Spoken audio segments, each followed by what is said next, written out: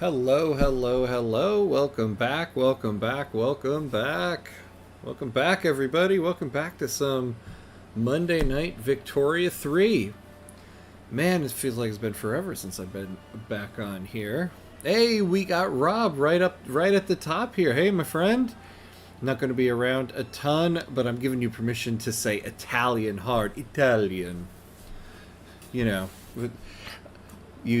this is the true Jersey Italian here. I'm not going to be around a ton, but I'm giving you permission to say the word mozzarella hard. New Jersey Italians will say random words with Italian accents. Mozzarella. What a start.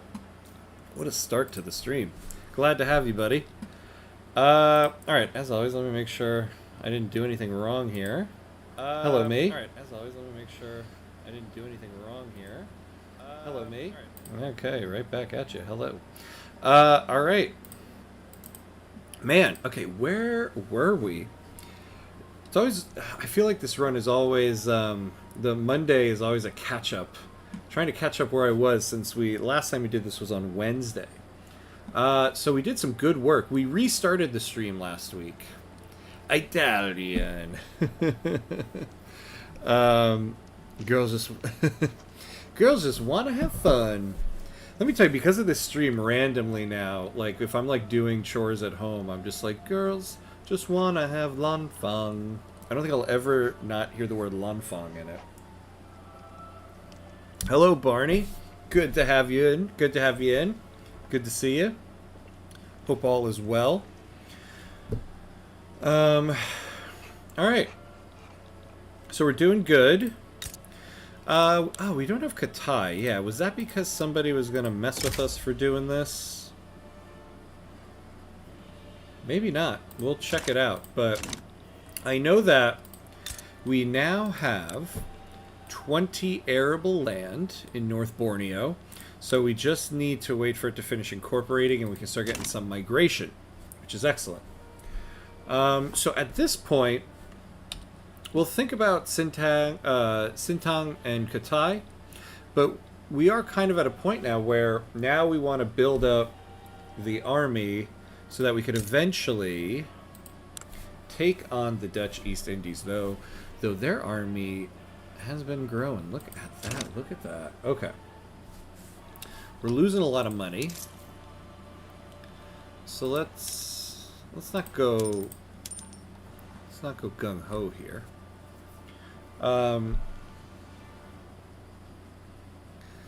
Yeah, hey hum, it's been a while. Sorry I didn't show up to the other streams. A lot of things happen these days. Oh, no worries, my friend, no worries. I understand how it is. It's hard for me sometimes just to even do the streams with everything going on, but I'm glad you're here now. And hope all is well. Hope all is well with life, as always. Yeah, look at these goods for government buildings. Small arms. How is our small arms doing? Yeah, look at that. So we're just going to subsidize this because I think it'll be cheaper to subsidize it than it is to than it is for everything else. Man, I have been like knee deep in these weekly balance sheets for the game. I'm probably tomorrow I'm going to be releasing a new tutorial video that goes into like the buildings and the weekly balance sheets and where all the money is going. So I feel like this tooltip is like all I've seen in the last couple days. Okay. So this will help us out there. Anything else we need to do before the unpause? We got a lot of diplomacy. Look at this. Look at this. Shouldn't we be doing something? Look at this. We can get a defensive pact with Spain. This would be very beneficial. Alright. We will ask for that. This will give us a little bit more leeway to keep the Dutch East Indies off our side. Now let's see here. What about Sintang? Can we take this? No, the Netherlands will get involved in that. God, I am really curious if we can do this.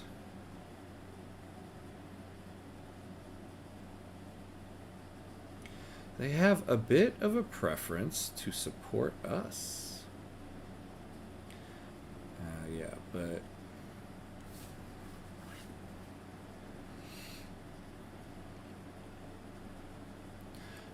to be honest, I didn't know about Lanfang until recently. It was almost like a mini Chinese colony. Yeah!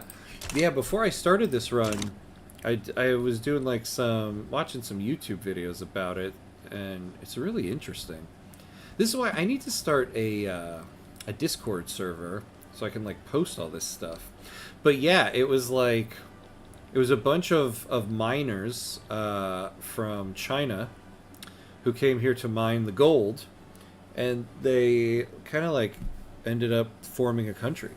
And then there's just a whole bunch of interesting history about this island specifically, and the way it was kind of like split up and everything. So yeah. Very cool stuff. Alright. Is there anything else we need to do here before we pause? What are we building? Yeah, iron mines in North Borneo. We're going to need that. Okay, I think we're good here. Oh, actually, look. We can do a government reform. We're not passing anything. We really do need propertied women, because we need that increase to workforce ratio. So let's do that. Let's make sure the literati are in government. Who won this last election? The Liberal Party, by a landslide. I think this is good. I think we're good. Alright, let's unpause this and get going. Oh, defensive pact accepted. Alright. Along with the conquest of schools, try to create a technocracy. Yeah, you know, I've never done technocracy in this game. Let's take a look at it. Wait. No, not theocracy. Oops, I'm in the wrong thing. The nation is governed by an unelected council of men of reason and ability. Well, we need to get central archives first. Look at that. Political strength of academics, engineers, and officers. You know, this would be a good one to do for the egalitarian society achievement, because it'll keep your intelligentsia powerful.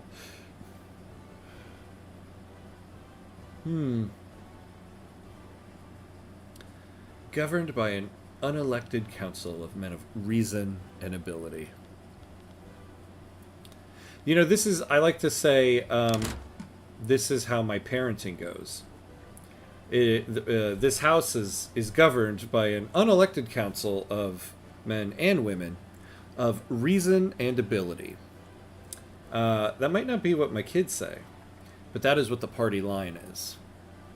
So that's, I'm going to call this the parenting distribution of power. That's what we're going with there.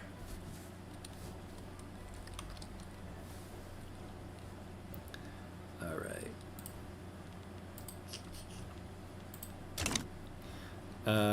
Oh, John Wireman, hello. Hello. Good to see you in. It's been a little bit. By the way, if you liberate the Dutch East Indies, they will break up. Ah, very good to know. Put that on the list. Break them up or liberate them, and then pick them off one by one. Maybe after we take over the island and get the achievement, yeah, we'll kick the Dutch East Indies out. Maybe that'll be like our secondary goal. Fun fact, if you are a monarchy and you switch to technocracy, your king becomes an enlightened despot. This is simply incredible. An enlightened despot. Oh my god. I had a English professor in college that I think would have described themselves that way. I was about to say I would describe them, but I don't know if I would have described them as enlightened. But they would have described themselves that way. The editor of the Lanfang edition has come forward and offered to support the propertied women law if we help them out with some funding. I want that enactment chance, so I think we'll take this on. Will you become a monarchy? I don't know if I will.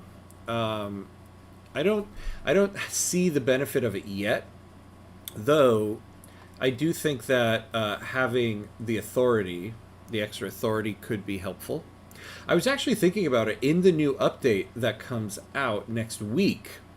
Um, the new diplomacy system, in order to enact treaties or to get out of treaties, you need authority. And I was thinking it might actually create an interesting new dynamic in the game where, let's say you're in some really bad treaty, like, I don't know, you have to give 500 iron for like 99 years to somebody. I don't know why you would enter into that treaty. This is an extreme example, but whatever. Say you got to break a treaty and you don't have the authority for it. It might make sense, depending on how bad the treaty is, to go backwards, become a monarchy, or even, do something with distribution of power, just to get the authority to be able to afford to get out of that treaty. So I don't know if I will in this run, but this run is probably going to go into next week after the new update is released. So who knows? Who knows? I wanted to talk about Joshua Harlan's achievement in Kyrgyzstan. Damn the paradox. Besides the beginning of Kyrgyzstan being boring, Joshua has a 2% chance of appearing. 2%. Yeah. I know, right? Well, in other words, either you abuse saves or you make several new games. I've read about that one a little bit, and I've heard people say you have to... it is a lot of RNG, so you really do have to restart quite a few times if you don't get the ideal start. Paco, hello. Good to see you. Good to see you. Welcome, welcome, welcome. Hold on, more on the Josiah Harlan in a second here. We have events happening. Frustrated with the lengthy legal process surrounding propertied women, Wu Rengan of the Literati has approached us with an offer to expedite the process, utilizing his personal connections within the state apparatus.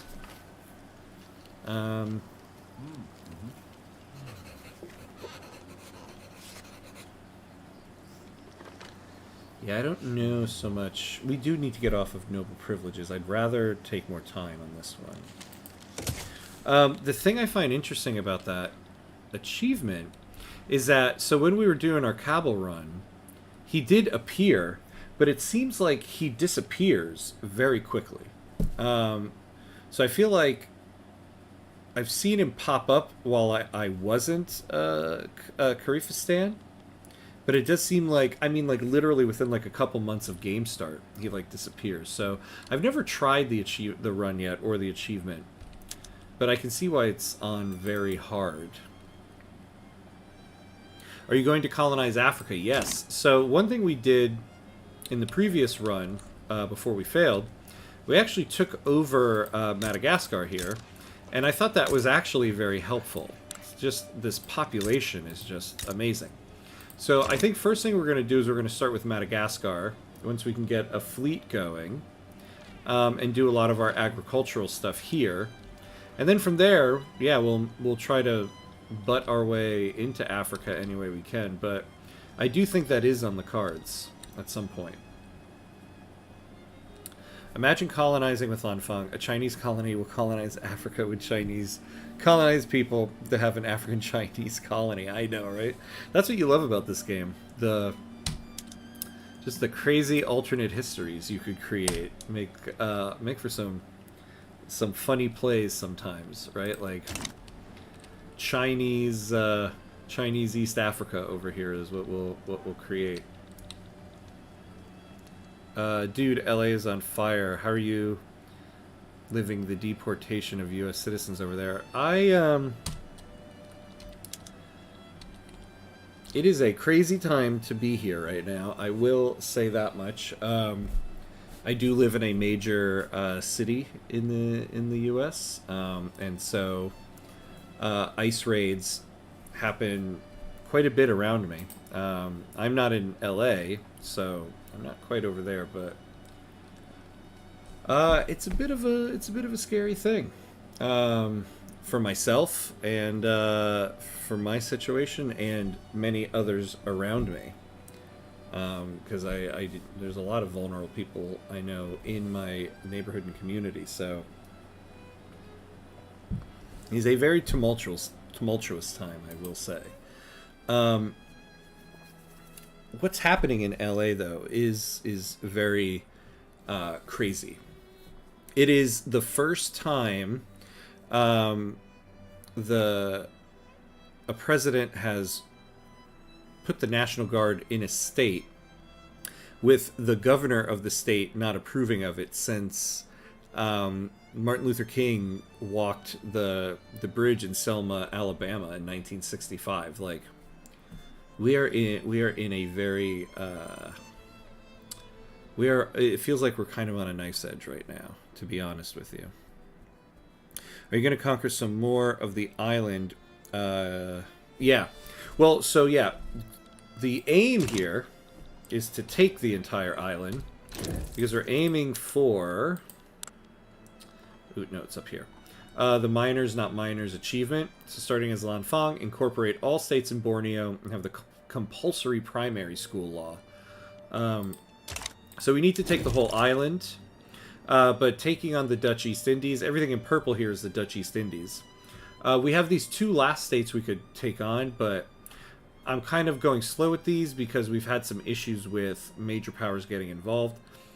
So for right now, we're trying to build up the military so that we can take the entire island. But that is the main goal of the run right now. But we have to build up more military. We only have 10 battalions right now. A popular set of travel writings by a female author have been published, lending support for the propertied women law. Excellent. Ooh. We can afford to lose 2 approval and get twice as much success chance. I wanted some advice from you. Should I abuse the game's save system to get Harlan's achievement? I don't like loading most of my achievements for linear, but 2%. I'm a very big advocate for save scumming. I've done it quite a bit on this run, to be honest with you. There are some runs where you just have to do it. I've had quite a few offline attempts at... Oof, look at this. The Indian Territory achievement, and so running as the Indian Territory. And sometimes, like, when you start the game, literally within a couple months, the U.S. makes a diplomatic play for you. So I'm all for it. You should abuse the game's save system. I think there's a reason why the devs allow achievements not on Iron Man mode.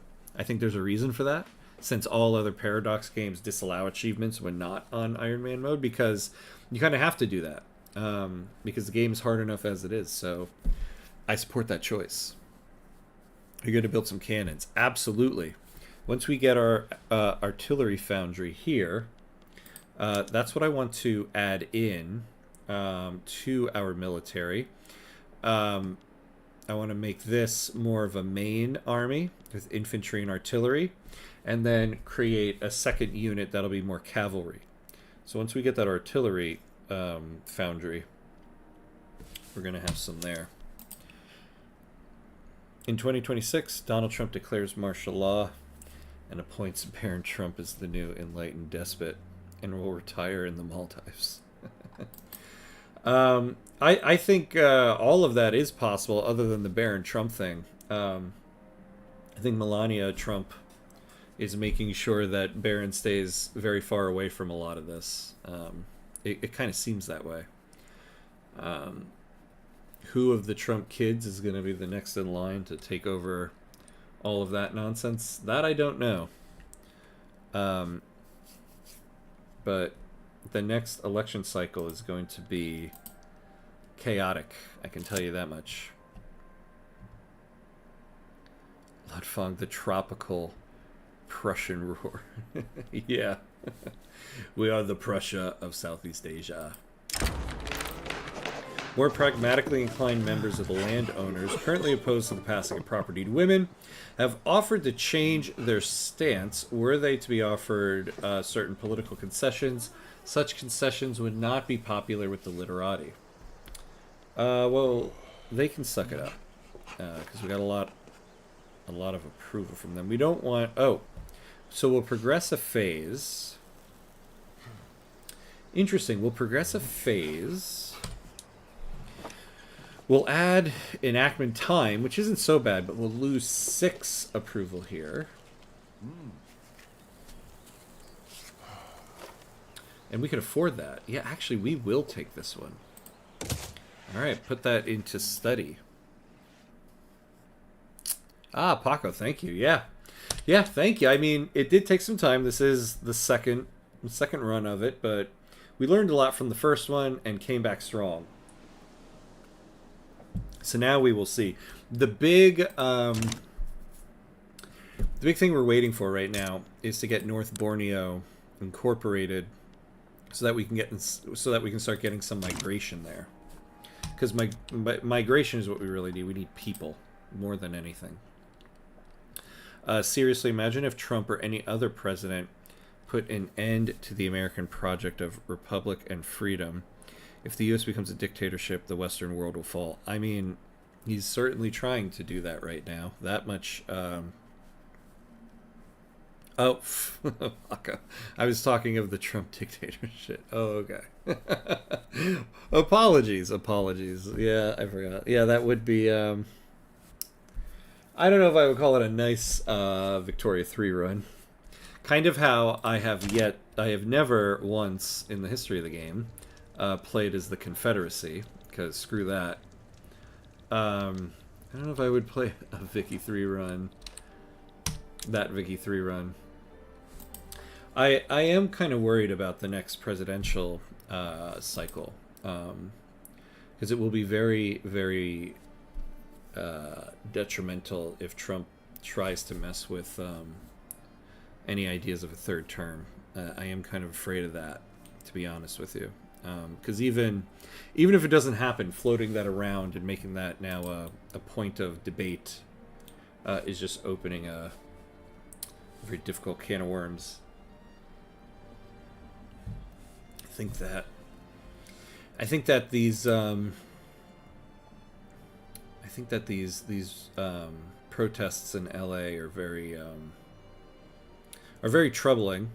I'm glad the people of LA are standing up because they need to, but ICE is turning into a bit of a secret police, and that's a little troubling. If you manage to get mass immigration, it's going to become a nice Vic run.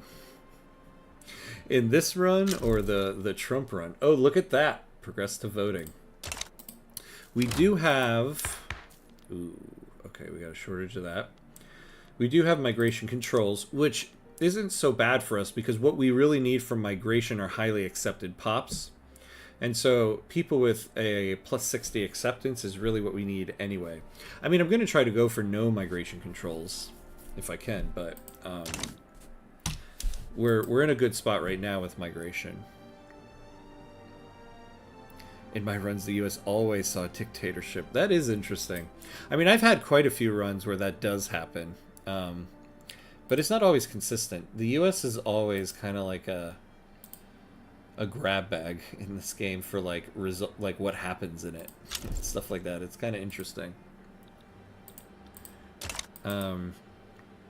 Sometimes the Confederacy wins the Civil War, sometimes they don't. So, yeah, it's always interesting. I do want at some point to play. There is a mod out there called Hail Columbia that's really cool. And adds, so much flavor to the United States. So I do want to do a run like that sometime offline. Sometimes I wonder, what is the Orange Man's plan? Does he know he is undermining even his own support? What legacy does he hope to leave? What China, that China should be taxed every millisecond. I think that his plans are simpler than we give him credit for. I mean, I think what he wants is wealth and power, and I think that's where everything comes from. everything is for some type of personal gain. Everything that's happened so far. Can you please just talk about the game instead of politics? Well, it's a funny thing to think about when it comes to Victoria 3, since the game is all about politics. But, you know, it's the times we live in. Generally against calling everything fascism. I agree with that. I think you need to keep things in context and reserve that for when it is needed. If you water down that term when you really need to use it, it becomes meaningless. I see it as a very easy way for the left to dehumanize the right. With Trump and his unconstitutional policies and Israel and apartheid, I might change my mind. Well, I think the problem is we overused the word before Trump came in, and so now we're suffering the consequences of using it too much before, because now it is apropos. Now, one thing we need to keep an eye on here is the budget. We are starting to get a point where I kind of have to take a look at that. Let's see what this is about. A recently published paper on hysteria in women has been gaining traction in the medical community. The paper is being used as anti-women's rights propaganda against the propertied women law. I feel like every time you get to the voting stage, it gets even harder. We could lose... No, we definitely don't want to risk losing 20. We have no setbacks and we're in the voting phase, so I think we will take the setback and gain a positive 10%.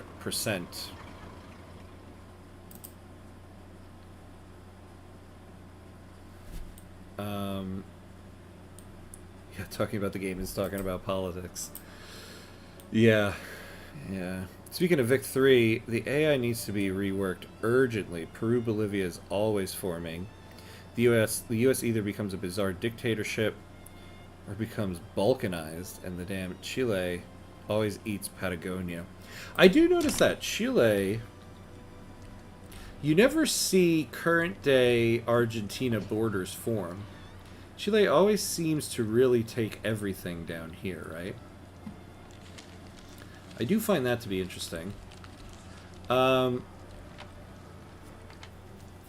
I think I've had a lot of runs where the United States stays democratic, though there are some times where, for me, where they become kind of authoritarian. But I do agree, the AI sometimes, I think, could be a little better at things. But with the entire diplomacy system changing in the new update next week, I imagine there has to be some change to AI, because the way in which we go about diplomacy will change. So it might be what you're looking for, depending on how well the AI works with that.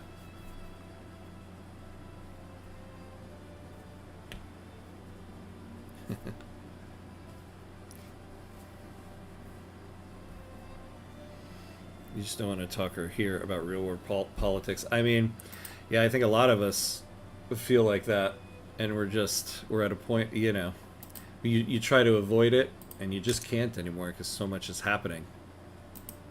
I always find it interesting that I'm pretty active on the Victoria 3 Reddit, and hold that thought for a second. Representing his constituents in the petite bourgeoisie, Yang Yuncheng has issued a formal petition to the Lanfang government to pass appointed bureaucrats. Let me remind myself what we got currently. Oh yeah, we're still in hereditary bureaucrats. Yeah, I wouldn't mind appointed bureaucrats at all, actually. So we will do that next. Yeah, I always find it interesting that on the Victoria 3 Reddit, for a game that is all about politics, the Reddit never really gets into real-world politics. I always find that to be interesting. Because even if it's... I mean, I don't think I don't even know if it's allowed or not, but if it isn't allowed, I feel like you would still see it, and then something gets banned or something like that, but you never actually see it on there. It's just kind of a funny thing for what this game is based on. An historical mode like the one in Hearts of Iron 4 would be very welcome for roleplay and flavor purposes. Hey, we got property to women. We have got more workers. Yes, yes, yes. Interesting in historical mode. See, I don't know Hearts of Iron as well. So what happens with historical mode? Like the game kind of pushes events toward a more historical outcome. Is that what that mode does? All right, let's keep our promises. Let's go for appointed bureaucrats. Ooh, we got 10,000 peasants here.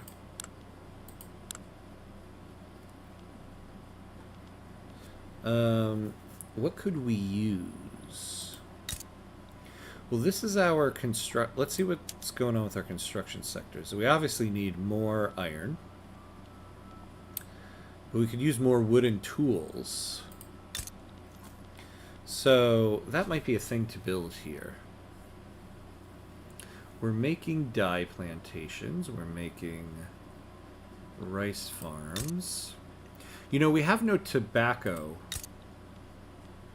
Oh no, we got 2 tobacco here. I would like. I should probably keep this agricultural because but we are incorporating it now. Honestly, we could use more logging and tools. We could always use more of that. Do we have?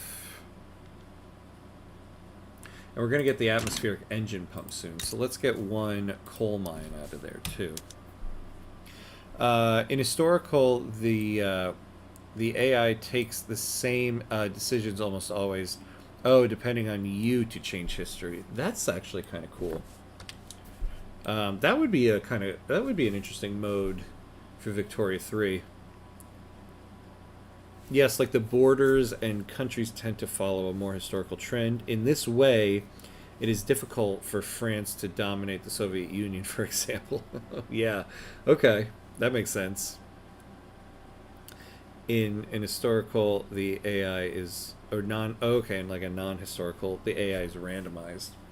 I wonder, there's probably a mod like that for Victoria 3. I can't imagine somebody not creating something like that.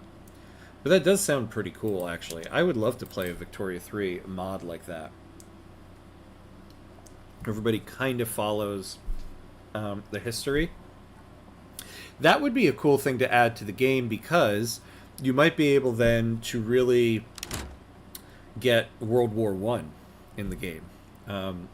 Because World War I happens so late in this game, by the time you get to the time period of it, it's like there's not much it's not really possible to get to it. So that would be cool.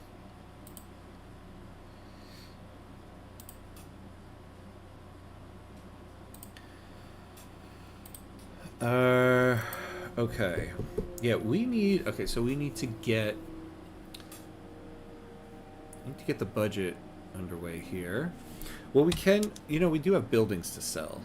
We should probably try that. So what do we own? What do we own that's...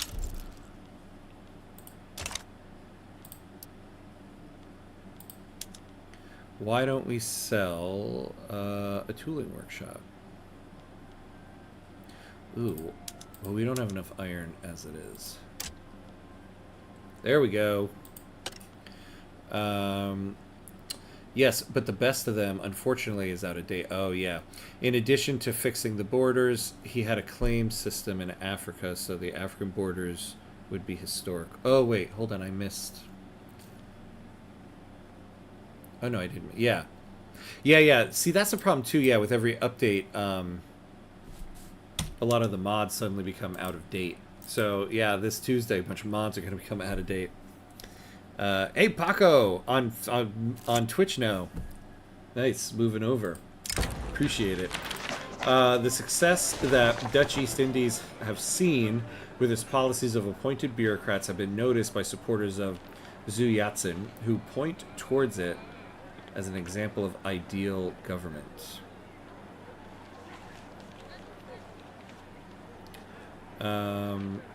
Yeah, since we're doing this for somebody else, I would rather not lose approval from somebody else for it, so we'll just take this.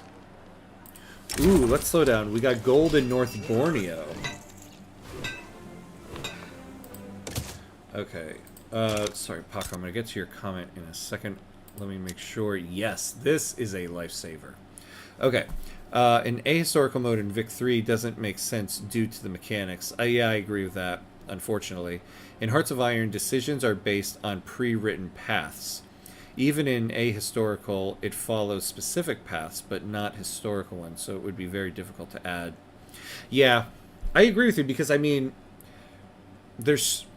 I don't know enough about Hearts of Iron to comment on Hearts of Iron, but there's so much going on in this game, so many little things in each market and all this stuff.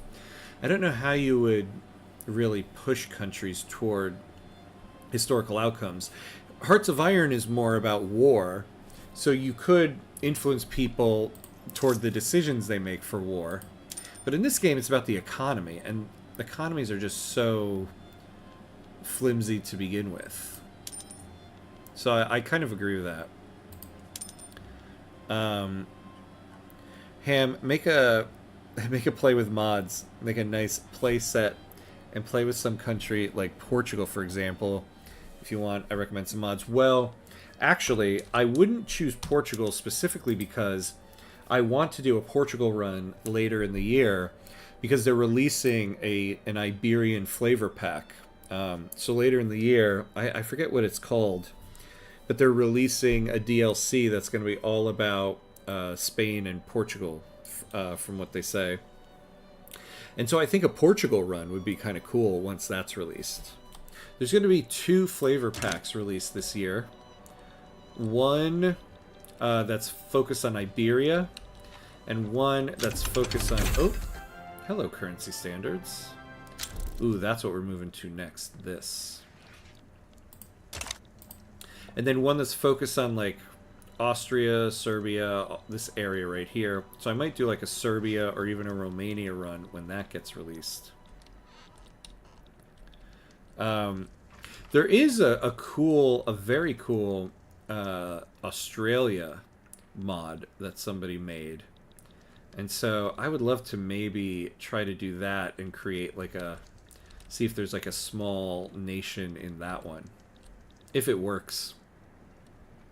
I also really want to do a Cold War run. There's the Cold War era mod. And take like a small nation during the Cold War. And see what we can create with that. Ooh, our budget is nice right now. Because of those gold fields. Oh yeah. Oh no, no, no. Do not go off of the gold fields. Alright. So once we get this artillery foundry, we're going to start creating some artillery units. Let's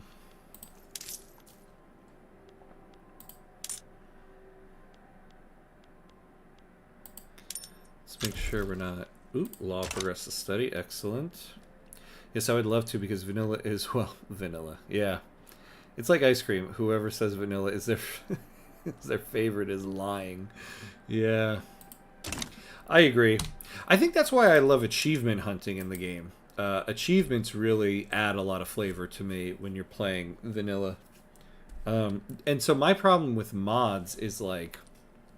Or not my problem with mods. I love the mods. But I don't like to achievement hunt... when having mods active, because it does mess a little bit with the I feel like with the balance of the game. And so I want to get the mod on the vanilla portion of the game, but I still you know, play around with mods every now and then. Ooh, an 11% chance of this. We won't do it because it'll hurt our standing with them. Ooh, India exploded. Hello, India. All right, so we've got a pretty good budget going. We can afford more military units and wages. So once this is done, what we're going to do is... Well, we should just keep these guys, the cavalry, and create a new unit.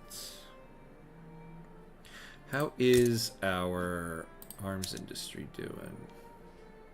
Yeah, see, we could use another one. Oh, we also don't need to do that anymore. Well, there's 2 levels of that being built? Who's doing that? Wow. I wonder why. I mean, yeah, they are profitable, but... Oh, clothing, yeah.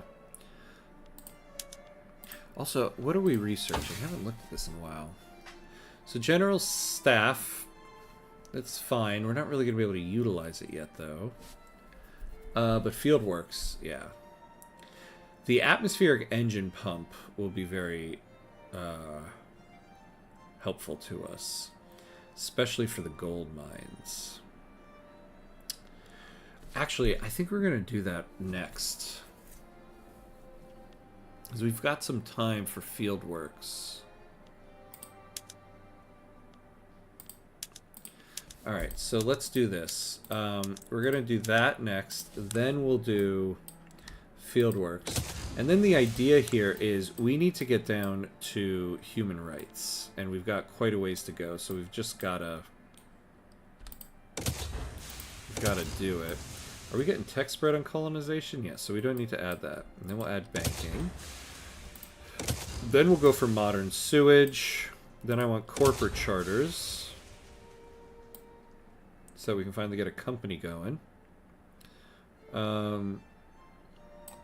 Then we'll reassess. At first I got some achievements in-game that had mods, but they were more about AI, UI, and visuals. Oh, nothing like turning the Mississippi River into an ocean.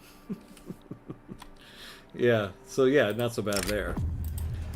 In an obscure meeting, Yu Yatsen and a proxy of the rural folk rambled at length about the positives of appointed bureaucrats.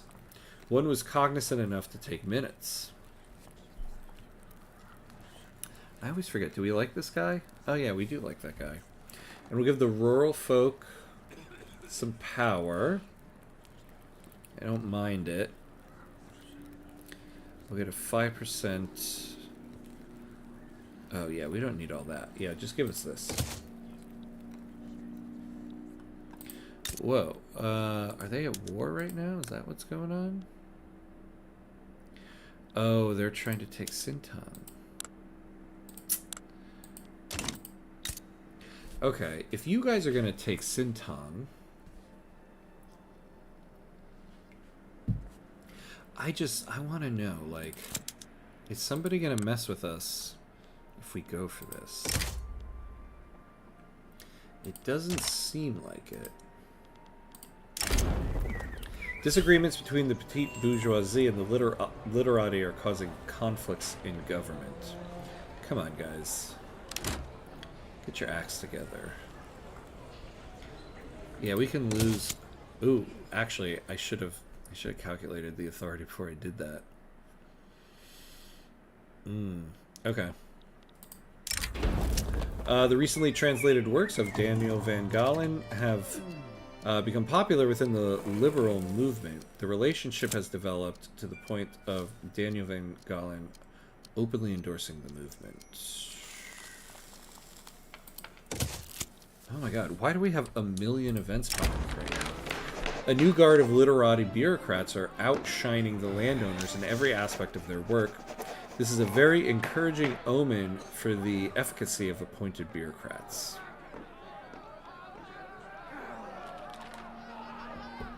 Yeah, let's encourage the literati. And then, inspired by the prowess of Spanish engineers and academics, the technically inclined industrialists have started to lobby in favor of closer ties with Spain. Yeah, let's do that. We like Spain. At least in this run we do. Something I still want to do is take a country that is still behind in technology, like Madagascar, and turn it into an intellectual positivist technocracy. It sounds cool. Oh, that is a cool idea. I like that idea. So that's what I like about this game is you just like you make your own goals.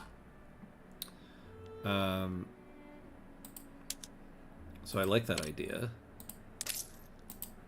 Again, you should try see if you can get the egalitarian society achievement with somebody like Madagascar. That would be cool.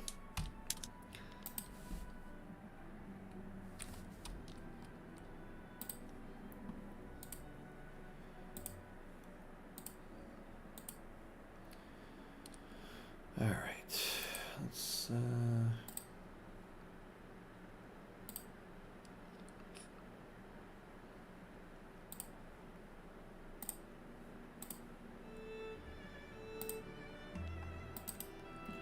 Alright.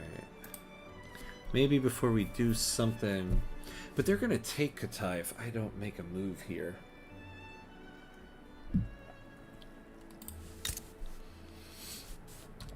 Let's take a save. I'll take a save. I'm just too curious. It'll kill me if I don't look.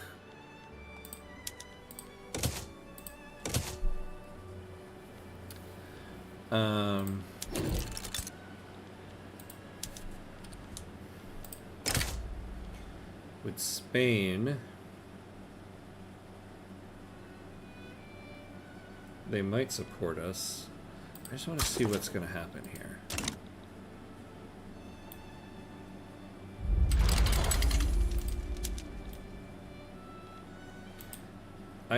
We're probably just like loading from the save point because I do kind of, I just want to know what's going to happen here if we try it.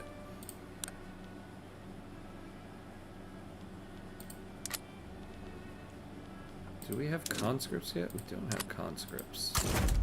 Very strange. I tried this approach with Canada, but damn the UK, they wanted me to be a colony and not a dominion. Ooh, military assistance, we'll take it. I want to do a Canada run. Actually, I originally was thinking of doing a Canada run before doing this Lanfang run. But the miners not miners achievement seemed too enticing.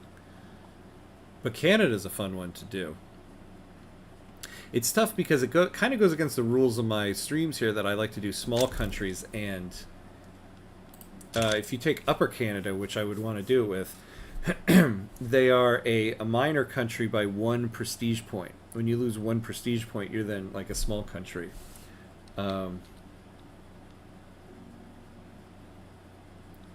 Wait, what? Oh, yeah. I was like, wait, this is also Katai? But no.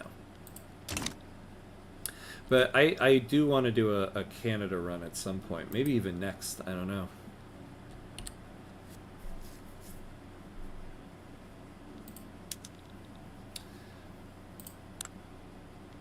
Oh. Wait, we can get the duchy. Oh, yeah, transfer states. I should have known that's what it was going to be.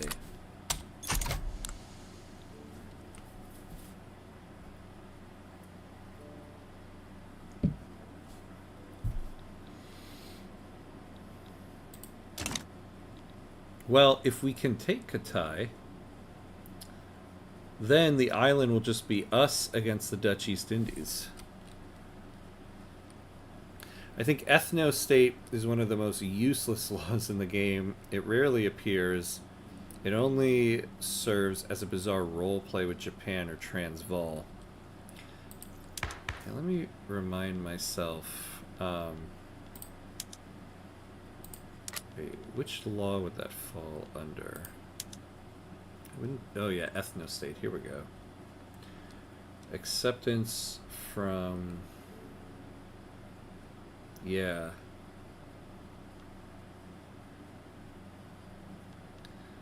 Oh, I've never noticed this, though. It's the same acceptance from heritage trait and heritage cultural traits.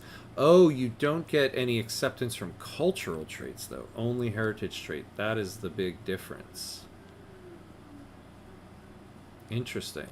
I wonder what countries start on ethno-state. And yeah, I don't know what... There would be no benefit to ever moving towards that. Because there's no... I guess more authority if you really were, like, scraping the barrel for authority. In Yu Yatsen's body of published works in a popular new book with a vision of what appointed bureaucrats might look like, lawyers affiliated with the literati say the contents are legally sound. Well, we're already at 91%, so if we can get extra benefits here, that's what we want. Yeah, we'll get +2 approval from the literati. Well, we already have a lot from them. We don't want to take government expenses for it. We get extra authority. Hey! Look at that! I was never going to save Scummit. That was just a joke. Look at that. Okay. I think the defensive pact with Spain must have played some type of influence on this. The Lanfang in Spanish Union has offered us an opportunity to establish a foreign investment rights agreement with Spain. Ugh. The lobby has offered to use their connections to smooth the negotiation process. We don't want this, though. They're going to come in and take all of our wealth away from us. A minor scandal has buzzed around the Liberal Party as a piece of reformist fiction written by Yu Yatsen in his youth has begun to circulate once more. Whilst enthusiastically written, that is the work's only merit. Ooh. Yeah, I don't want to lessen the Liberal Party here. Oh, this guy's loved. He can lose some popularity. We'll do that. Should I be worried here? No, it looks like we're good.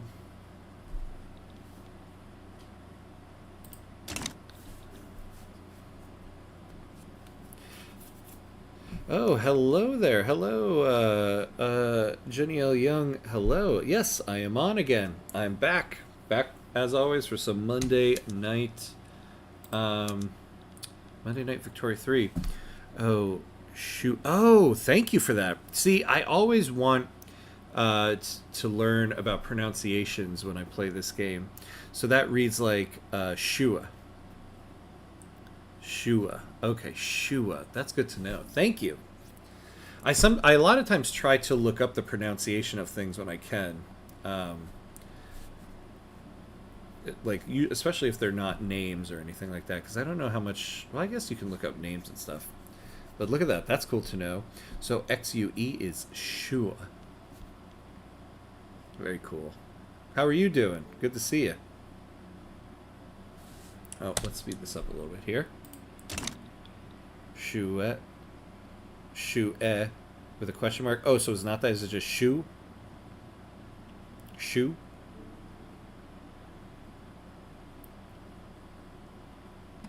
Yeah, see, I added the at the end because the EH at the end of SHUEH I think would read as but I think I see what you mean now. It's more just shu, right? You know what? I think I'm going to try to make... Hey! We got it! Oh, and we got appointed bureaucrats. So things are flying at us left and right. Okay. Hold on, we'll get back to that in a moment. Oh, it is a rising tone, so it sounds like shue. Shue? Like that, shue. Shue. I'm gonna do 30 minutes of stream with just me going shue, shue, shue, shue. Okay. You know what? I think we're gonna try to make a play of an isolationist and protectionist ethno-state. It was in the game. It's meant to be used, I think. What country would you use as your isolationist, protectionist ethno-state? Yeah, congrats. You are now at your max size before you have to deal with DEI. Well, so what's actually really cool now too, East Borneo has over 20 arable land, so we're going to be able to get mass migration here. It'll be another 8 years, but we now have 2 states that we can get migration to. So this is going to be great. Now you need to establish like 3 or 4 medium-sized armies to deal with multi-front wars. Yeah, that is the goal here. So, oh, we got our artillery foundry, which we were waiting for. And we got atmospheric engine. Hell to the yeah. So in East Borneo, and this is an infantry. Actually, we'll keep this where it is, because we're going to create a second army anyway. By the way, did you have a look at the Nanyang mod yet? Oh, I took a look at the I took a look at it on the Steam page. I haven't gotten to play with it yet, though, but it did look pretty cool. Unfortunately, it's not something I can add to the run here, but I might try it out for an offline one for myself personally. Oh, and we got our bot. It's not a stream party till the bot shows up. Goodbye, bot.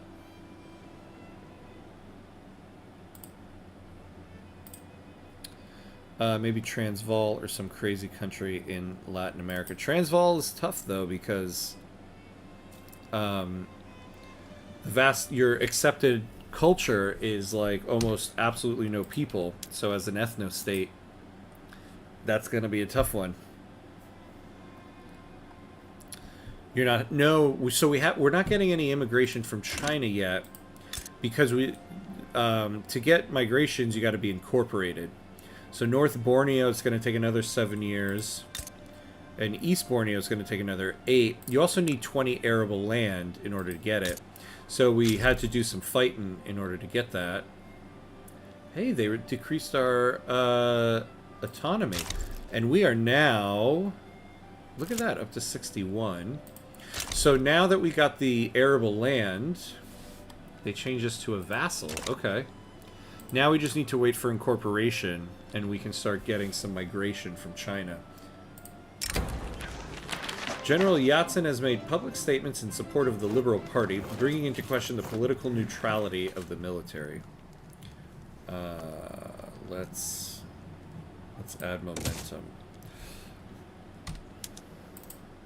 I may be wrong, but I think with a little preparation, you get the rest of Borneo in one war. Holland, and you seem to be easy. Yeah, I mean, I think it is going to be one war, because whenever we decide to finally take on the Dutch East Indies, I mean, I'm just going to add all these states in there, because you might as well go for it or don't go for it. Wait, did they look? I thought they decreased. Hold on, I gotta look at some stuff here. I feel like things are flying at me left and right this game. What is happening? Ooh, the trade unionist is our leader now. So we get more authority. No, you have your Lanfang to get the immigration. No, but unfortunately, Lanfang is only a 3 arable land. You can't get migration if you're below 20 arable land, or at least foreign migration. What we could get are people migrating to North Borneo and then going to Lanfang. But until you have an incorporated state with 20 arable land and high migration attraction, you won't get the people there. So the state of Lanfang won't really get there until we get some of these states to join into it.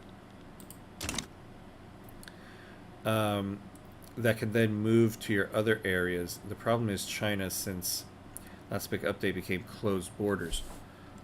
Oh no, did they? That's not good.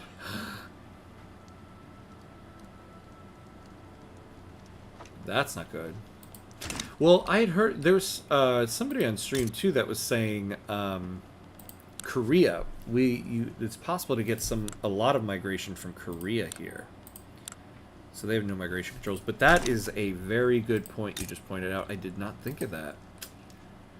Great Qing has closed borders. But does that apply to a vassal, though? That I do not know.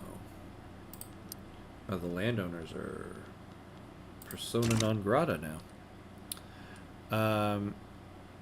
If you're in the Qing market, you can always get pop moving from Guangdong. The problem isn't arable land, but China's borders are closed. The Lanfang mod changes that back to open. But for now, you can, yes, get immigration from Joseon. Yeah. Yeah, so I think that might be what we look for. Unless we can get Great Qing to open their borders. Who knows? I take back what I said. Ethnostate is one of the most useless laws in the game, along with banned industry. In fact, there is an Amish conquest with the USA. Yeah, that achievement I want to go for at some point. The like Amish paradise one. The industry banned one was added with the pivot of empire because of India, because that's basically what Great Britain imposed on the East India Company. So that's one of the issues you have when you start as the East India Company is getting off of industry band. All right, we got general training. That's good. I mean, you have jobs open and you're in the same market with the huge uptick of Sol from mainland China, so you're supposed to live off of Cantonese immigration. Yeah, but the first run that we did, we had massive standard of living. Actually, we have it now, but we haven't gotten any real migration yet. We're still on insignificant all around. Despite not enjoying full rights under Lanfang and law, some wealthier Bornean people have begun moving into neighborhoods and frequenting establishments they would normally be excluded from. Well, the petite bourgeoisie are happy, so we can afford this and get more loyalists. Why don't we do that? Alright, we're going to take a quick pause, quick 60-second break, go to the bathroom, get a drink, and then we will continue. So, just very quick 60 seconds. Be right back.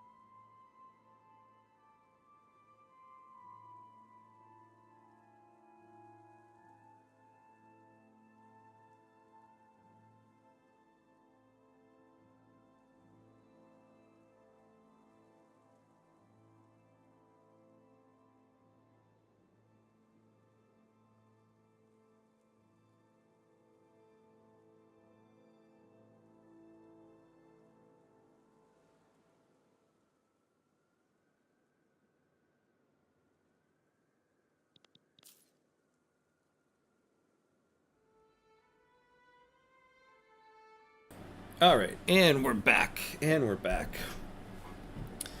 Let's see here. In real life history, ever since the Opium Wars, the Cantonese silk industry collapsed in the 1840s, leading to massive exodus. That led to them traveling to places like Lanfang. Oh, very cool. I always love getting some real life history tidbits about the places that I play in here, so that's really cool.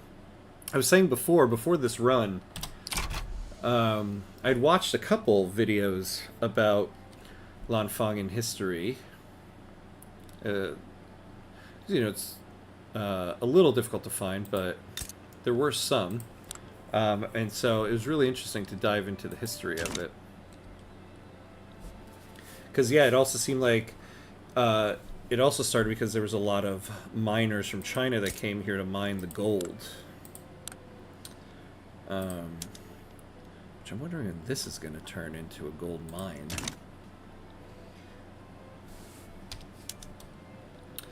Okay, so now that we have this,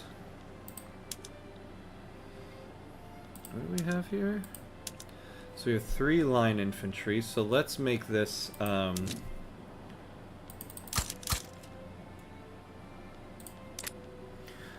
we need a general here. Ooh, we've also got a bureaucracy problem.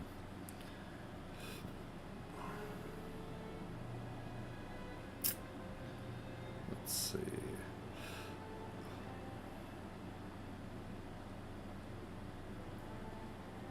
Who do we want? I don't really want this one. It's 10% morale loss. We get morale recovery. Yeah. Let's go with this guy. Cantonese people do love to chase them cold mountains. Is that true? Another good thing to know. One question. In this upcoming update, which country are you going to test first? Are you going to play with the father of capitalism, the Netherlands? I don't know. That's what I've been trying to think about. I mean, I do like to stay with smaller countries. I was kind of looking at Venezuela today, to be honest with you. I want to do a country to test out trade. So I do want somebody who has access to the ocean. Now there is the mechanic in the new update to get trading rights with people. So I would test that out. But thinking either Venezuela. It seems like Switzerland is an interesting one to try, just so you can get trading rights with people and test that out. But I don't really know if I want to take Switzerland. So maybe either Venezuela or I think maybe Cuba. No, not Cuba though. I wouldn't want to take somebody in the first run with it that's in somebody else's market. So yeah, I don't know. I gotta figure it out, because the most I've come up with is Venezuela. Lanfang is my primary and only nation I play. Ah, we are nothing but ocean. Ah, very cool. Oh, and good to know, good to know. So, you are Lanfangian? Is that, I guess, would that be the adjective? Lanfangian? Or Bornean, I guess you would say? I guess it would be, in present day, it would be Malaysian, maybe?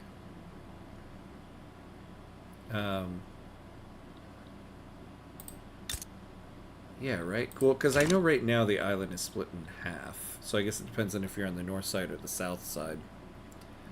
A tip for Venezuela, invest in productivity because the workforce runs out faster than you think. Productivity and health for immigration.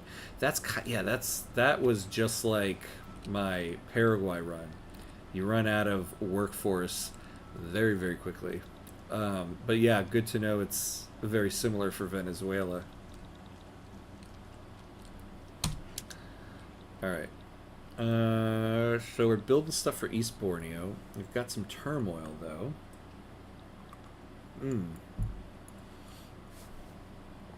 Whoa. Ah, yes. Okay, see, I forgot to check into this. So I thought it said they lowered our authority. No, they did not. They lowered.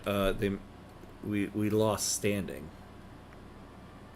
North Borneo equals Sabah and Sarawak and in Malaysian Federation, but West East Borneo is Kalimantan, part of Indonesia. Okay.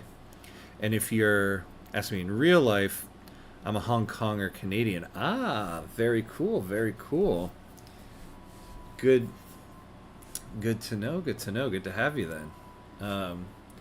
It's nice to have somebody on stream then that knows a bit of the history, because that's one of the things I love about this game is just like learning history that I did not know. And so just taking random places in the world or places that are just random to yourself and learning about them, I think are really cool.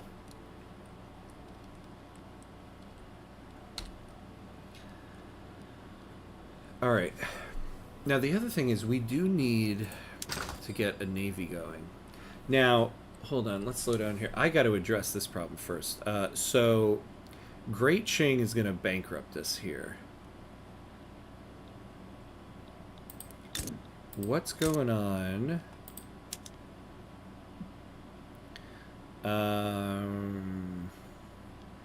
Well, first of all, I don't think we need to subsidize this. I think it's doing fine. Yesterday they bought a frozen pizza for dinner. Everyone was lazy, but surprisingly it was good.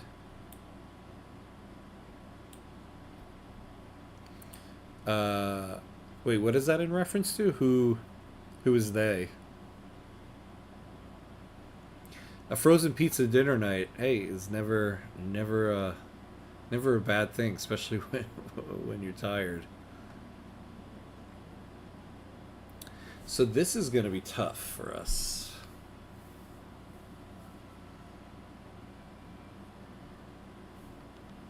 I should have been paying more attention to this, to be honest.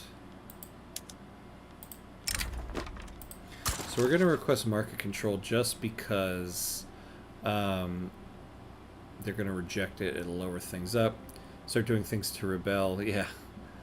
Lower their relation. Yeah, we're going to have to do something like that. So let's take a look here.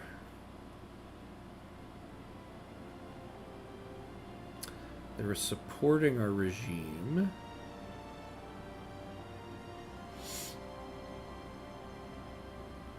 Okay, yeah, so one thing, yeah, we could do is let's lower relations.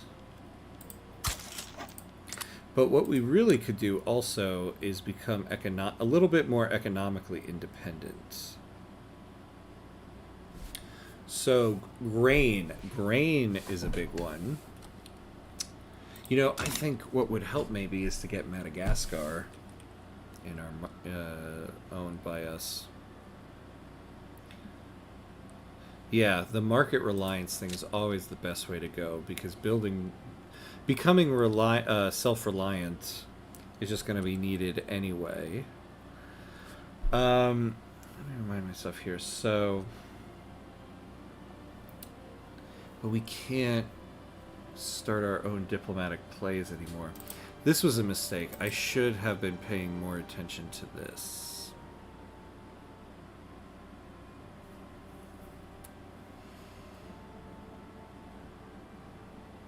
Are we gonna have to leave Qing? That's not great. So we need grain and furniture. Problem is we don't have any workforce.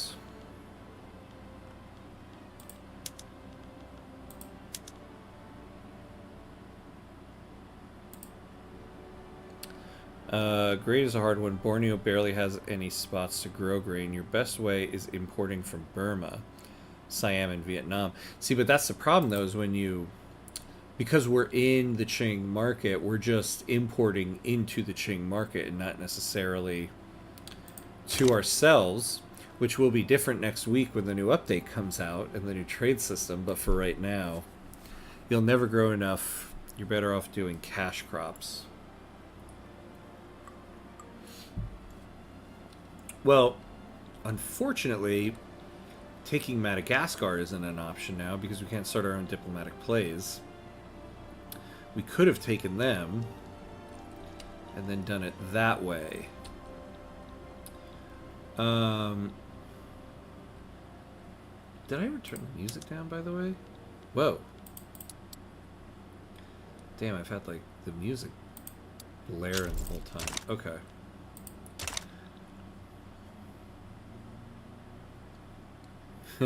Yeah, fight back with furniture. Yeah, right. That might be what we have to do, to be honest. Yeah.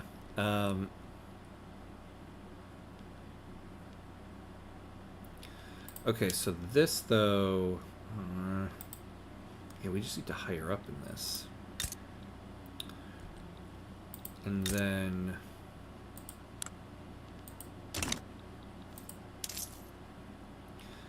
they are going to run us into the damn ground. Jesus.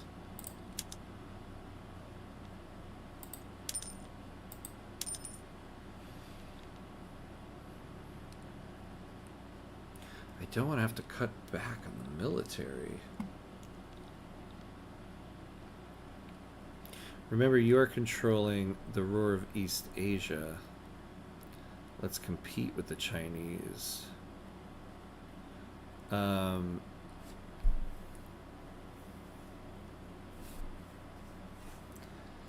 It's going to be hard to compete with them, though, because we can't start our own diplomatic plays here.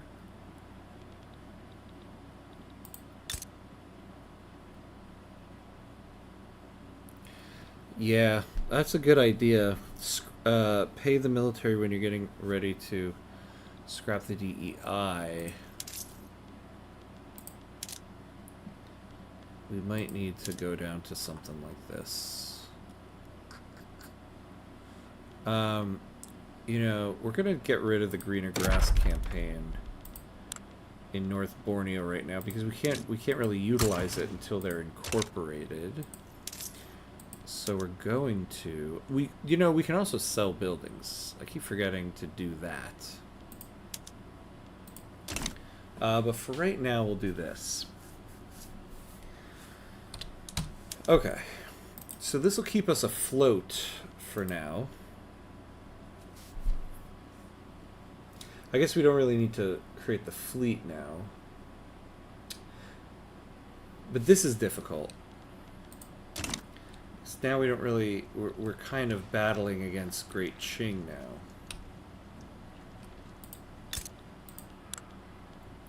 Be nice if we could get a support independence from somebody. Let's take a look if there's anybody out there.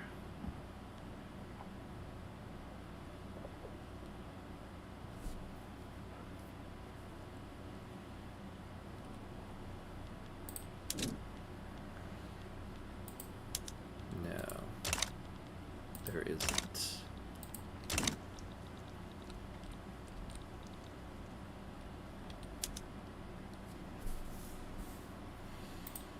Alright, yeah, so let's subsidize this. Let's get as much of it as we can.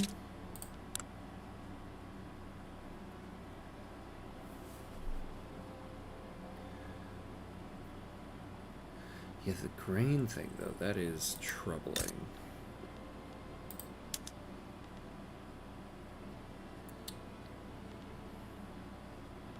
Do we really... Oh, yeah. So let's do this. Now we've got a lot of people here, so let's add another level of that. Are we utilizing that? No, we're not. Look at this. Ooh. Alright, let's subsidize the tools. because we can get labor-saving PMs.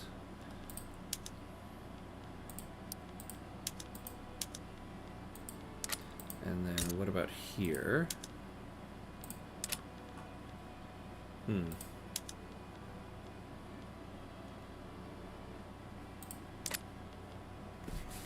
Alright. Let's get those rice farms sooner rather than later.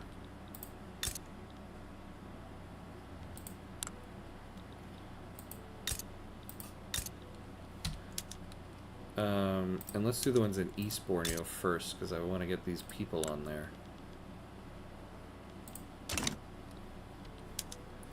And then, at this point, we'll sell buildings to stay afloat.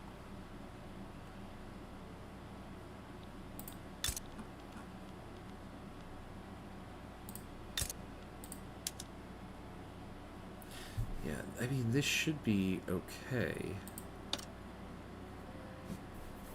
Ham, do you like sports? Here where I live, foot soccer is famous, but in the U.S. it's more American football and baseball, right? Yeah, I would say, I mean, the number one sport in the United States is probably American football. And then I would say basketball and baseball are kind of tied. So depending on who you talk to, they'll tell you one or the other. But I mean, my number one sport is soccer. I have a probably unhealthy obsession with the sport. I've been watching it my entire life. And so that's the sport I care the most about.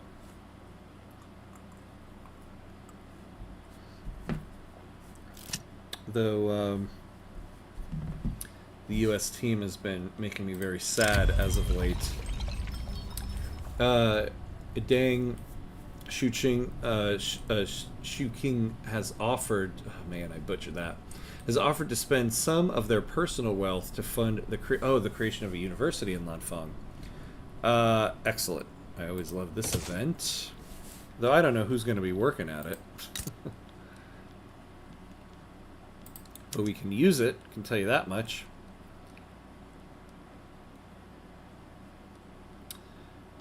Ooh, yeah, and paper. Is paper expensive in the market here?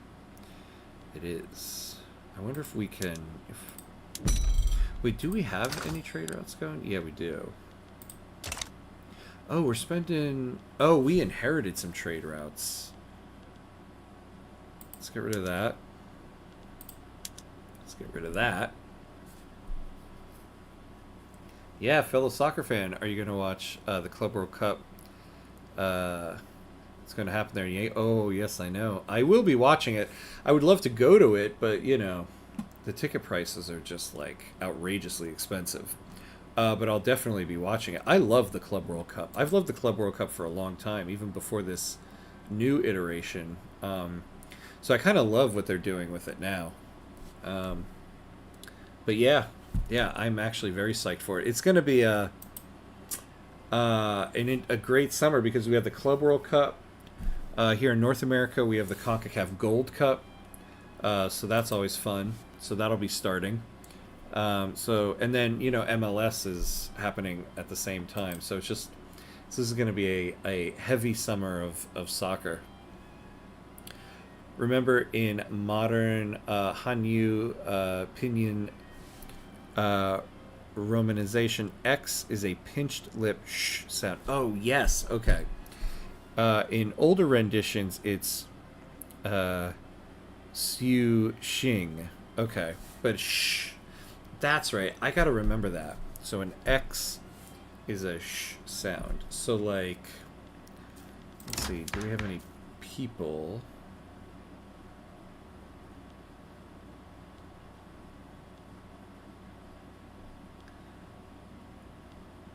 Oh, here we go. So Deng Shuking. Would that be, so is that it? Would this be Deng Shuqing? Shuqing? My final answer is Deng Shuqing.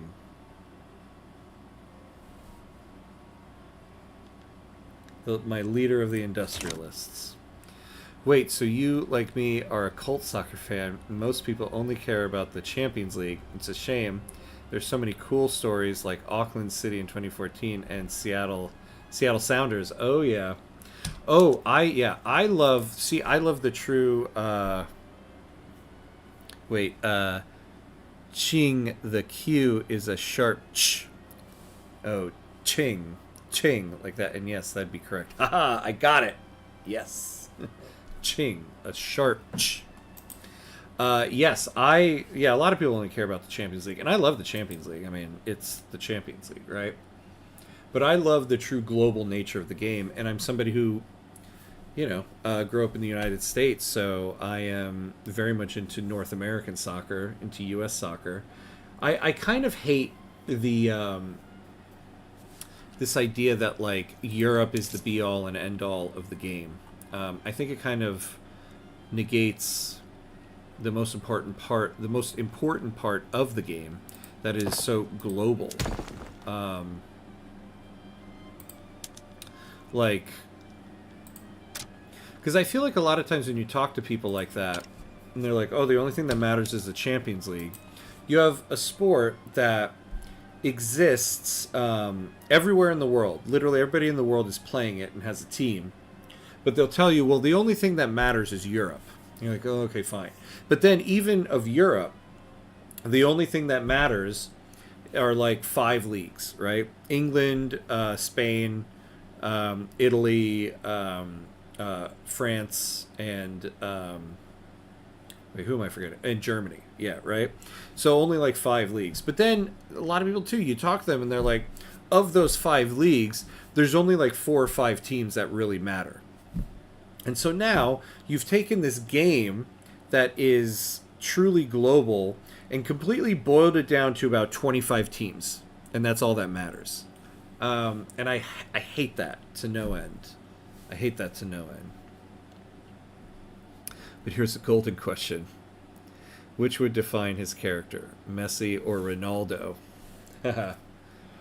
You know what my answer to Messi or Ronaldo is? Zidane.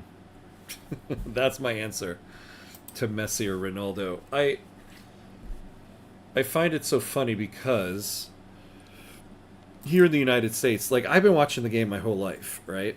And now in the U.S., there's a bunch. The game is pretty big here now, and there's a lot of people who are watching the game who have just started watching the game, maybe in the last 10, maybe 15 years. And they talk about how, Messi or Ronaldo are the greatest player to ever play the game. And I'm like, but you've only ever seen one generation of players to play the game. To me, Zinedine Zidane is the greatest player who's ever played the game. Now, I might be biased because I'm also Algerian, and so is Zidane. But I do think that he is the greatest player to ever play. So when someone asks me Messi or Ronaldo, my answer is always Zidane. Alright, we can't really do much with this right now. Where does that put us here, though? Do we have any of our coal mines up and running yet? We do have one. Okay. So we can use this.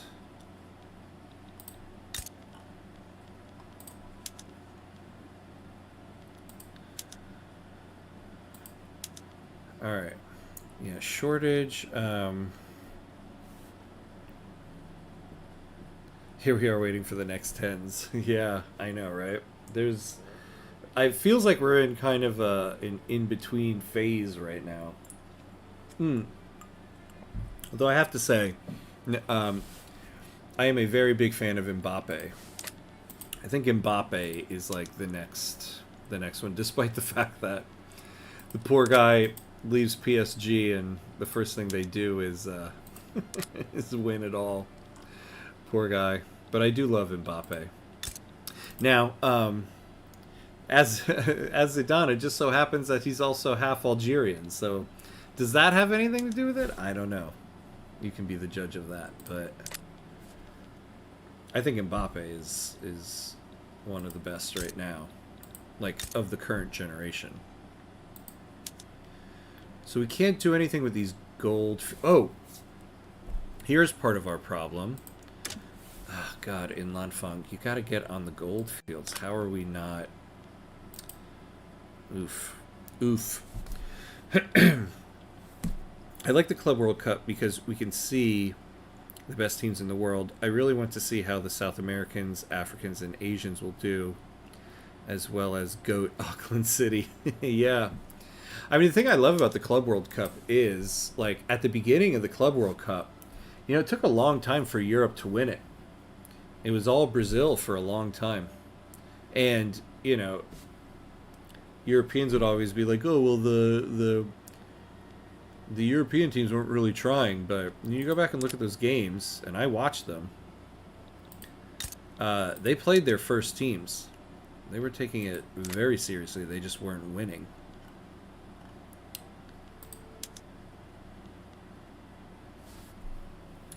All right, we need this iron. We're doing a lot of subsidies. Man, this... Okay, so this thing Qing has done to us has really thrown a wrench in the plans. Ah, look at this. Okay, we're starting to create some liberty desire.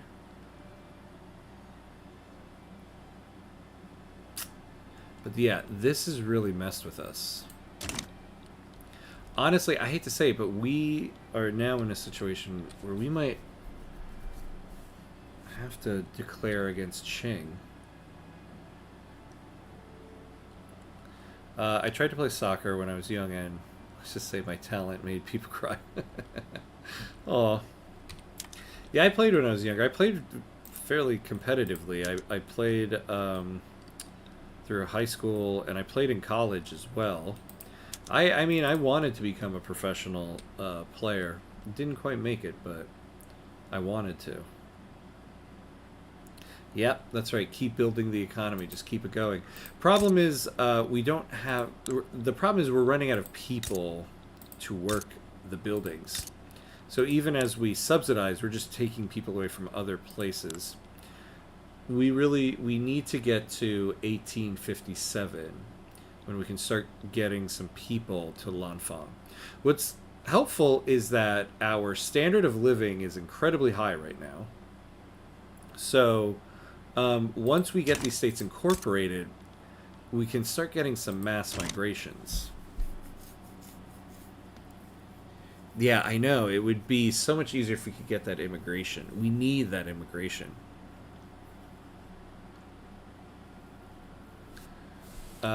You know, it's not a bad idea, actually. Some of the client states here.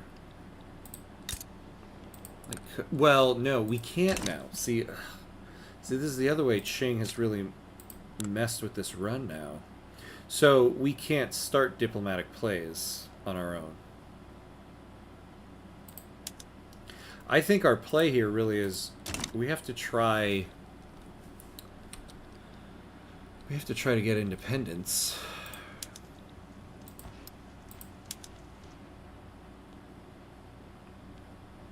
Ooh. Okay, so tools are a big problem here.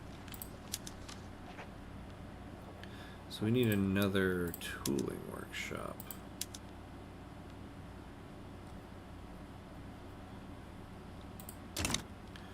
And we need to sell another building.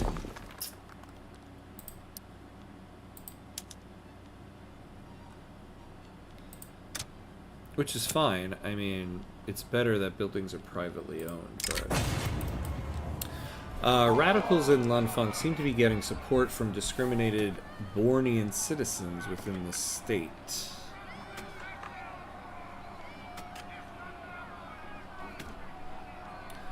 Well, let's do this. Let's keep the migration attraction high. Yeah, we have to keep kicking and screaming. Yeah, I know. We're gonna have to break free from Qing. Why is no one buying this furniture manufactory? Okay, you guys don't want that? That's weird.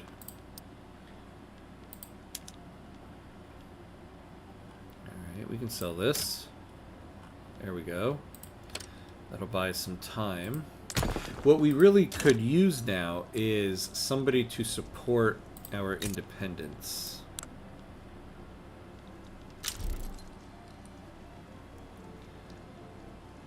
They're genial toward Qing.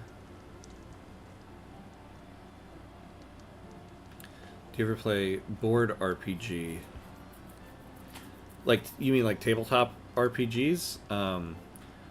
I love any type of tabletop game. The problem in my life is I never know anybody who wants to play it. Oh, look to America. Yeah, I would love to. Like, I would love to get into D&D, and I know how to play D&D. I just never have anybody who wants to play it with me. Oh, do we need...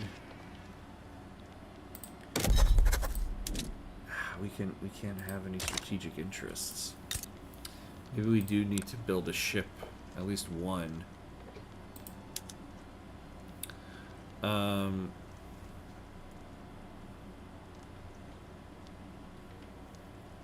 They're cooperative with Qing. America is going to be your best trade friend and road to recognition. Let's see who who Qing has a rivalry with. It must be somebody.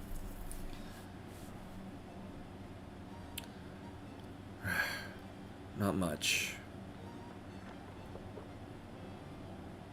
Yeah, being vassalized really screwed me up this run.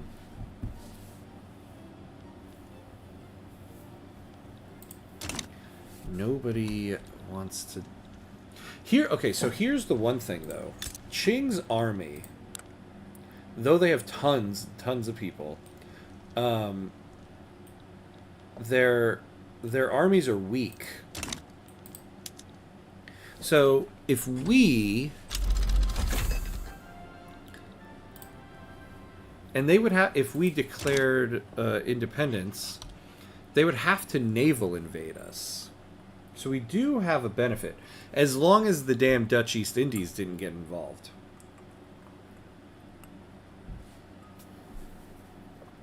Yeah. It isn't right now, so your best bet is the UK. Well, it doesn't look like...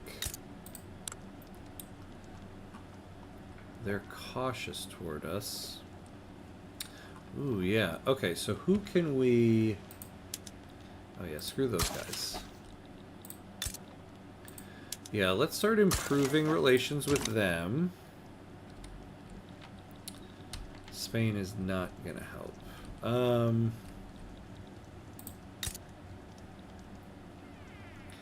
British Raj. Hey, the British Raj. They're antagonistic with Great Qing. Hello! Keep a very modernized, vigilant army. And being an island will save our arses. Yeah.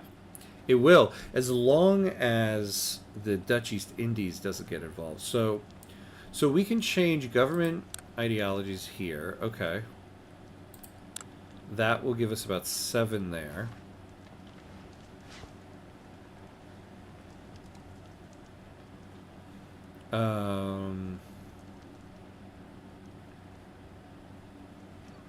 You know, we have a defensive pact with Spain. I wonder if...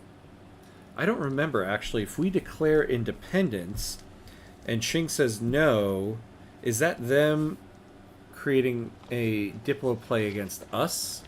Because if it is, we can request Spain get involved.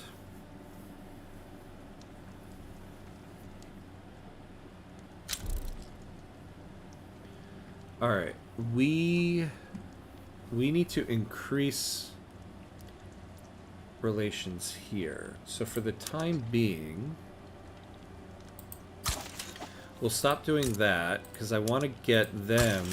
I want to get the support independence from them.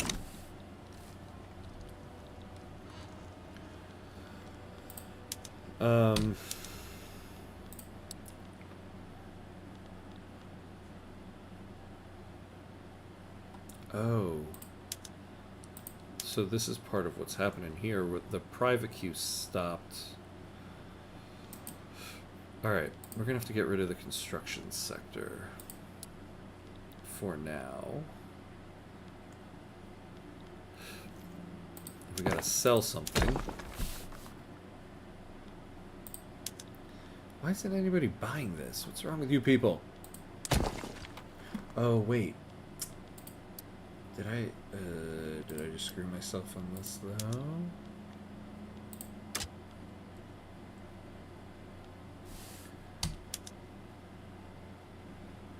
Oh, yeah. I can't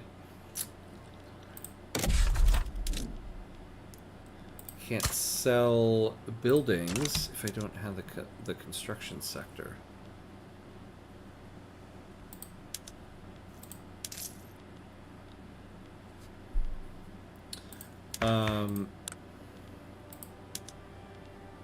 Yes. Oh my god, what am I doing? Change the taxation laws. Alright, so for now, let's just bump everything up.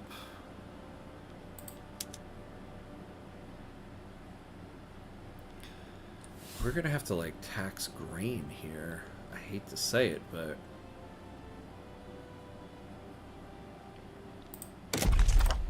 and get rid of the road maintenance. Might, you know, John was asking earlier if I was going to move to monarchy. I could use the authority now, I can tell you that much.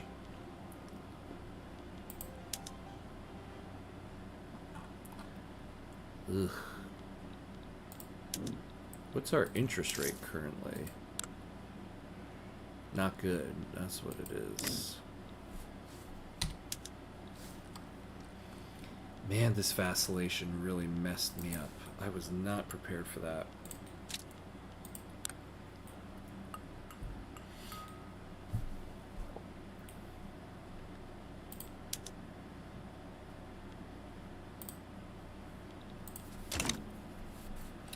Now, why is it this furniture manufacturer won't sell?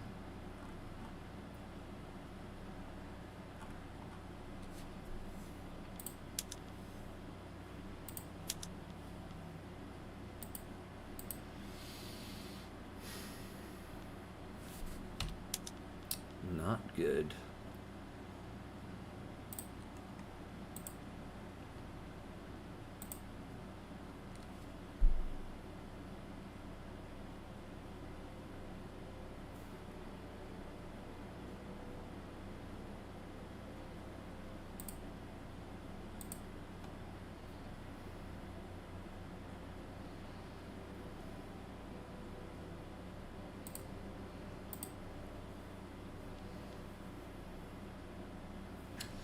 Anything to do to lower tool prices? I mean, we're subsidizing pretty much all of it.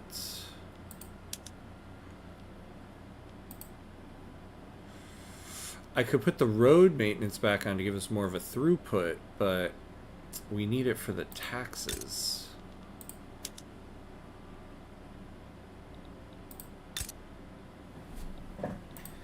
Man, life will be so much better when these guys will be incorporated. If we can make it there.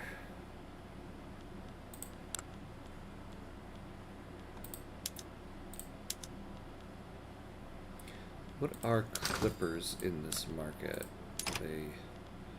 okay.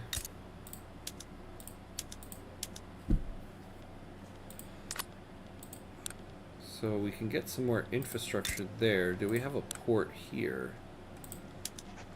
We already have an industrial port there. Ooh, although, yeah, that... oh, something sold.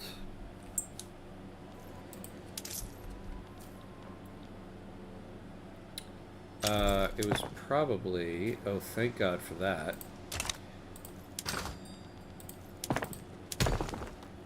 Oh. No, oh, it was the arms industry. That's what sold. Okay, so let's take that off. At least it's not Ching that's coming in and buying everything.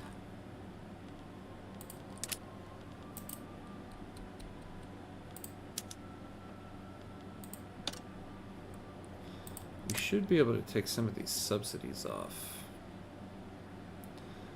The iron... Oh, we're subsidizing the iron mines. So we should be able to take that off. Hey, look at that. Okay. The gold fields and the tooling mines. Or the tooling workshop, I mean. Can we take that off?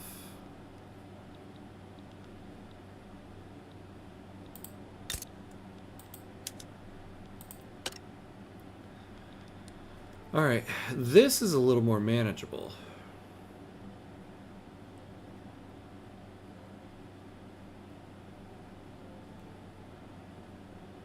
Yeah, this is all from turmoil, the tax waste.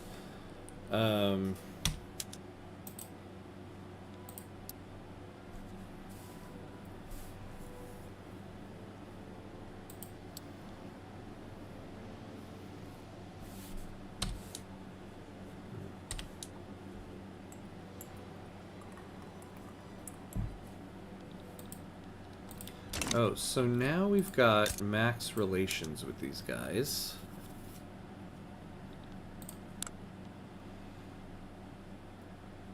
We're so close.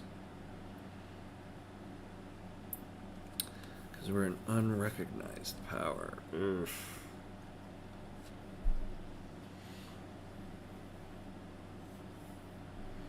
So bad we don't have, like, money to form, oh, we need central banking to do this anyway. Oh, and we wouldn't be able to do it. Right.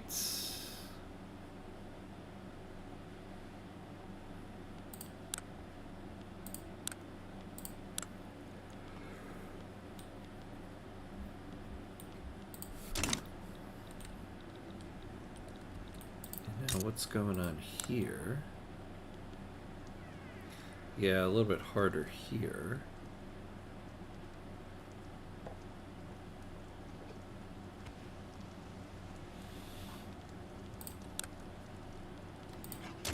Now, don't we have industrialists in government? We do.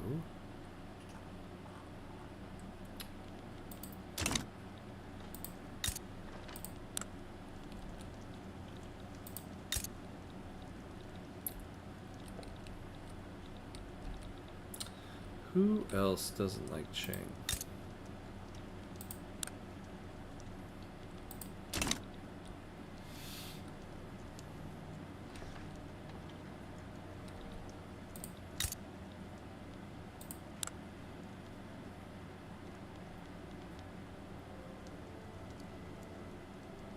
Yeah. Everybody's on their side.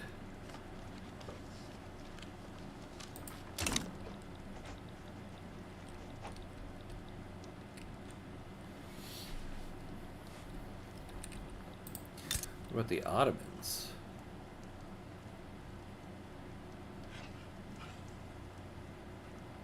Nobody wants to piss off Qing.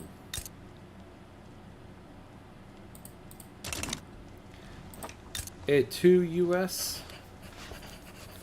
Ep2. Brazil? Yeah, that's because Qing is giving all of them food. That's the problem.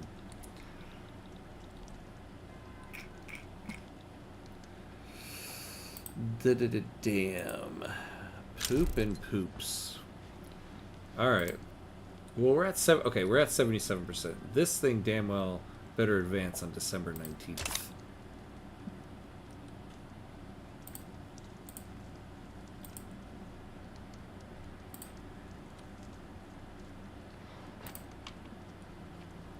It damn well better. Right.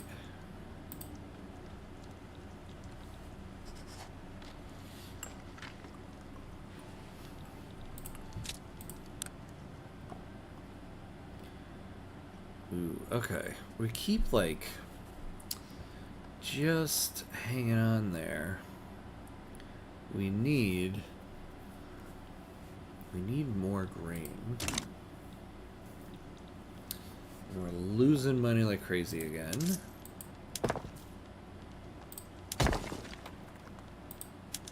nobody wants to buy this thing. Why, I do not know. How are the construction things? Oh.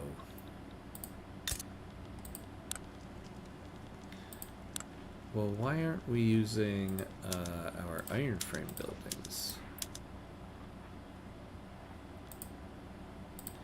Oh yeah, well, it would be cheaper for us to use that. Alright, we got field works.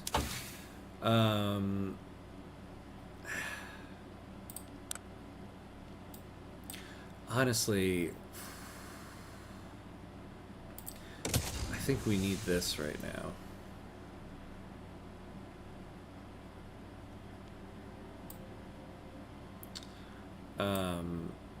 So that we can get some fertilizer going in the on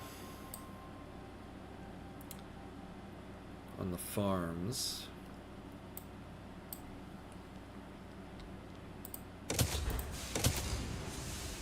And then we'll do modern sewage, corporate charters. Can we export our furniture elsewhere? Oh, actually, you know, that is a good idea. Yeah.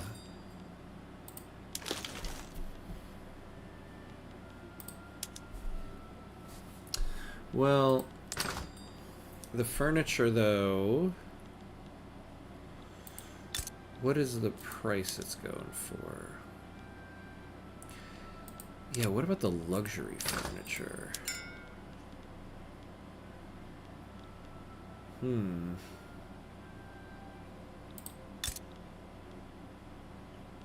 See, the problem is when we do import-exports, it's just from the Qing market as a whole.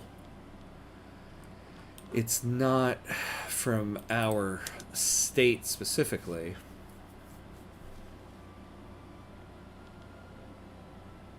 Once again, something that will be great next week. Like in this situation here. Oh, excellent. In the new update, we can create a trade center in North Borneo and send out luxury furniture from this state. But we can try to do different trade routes.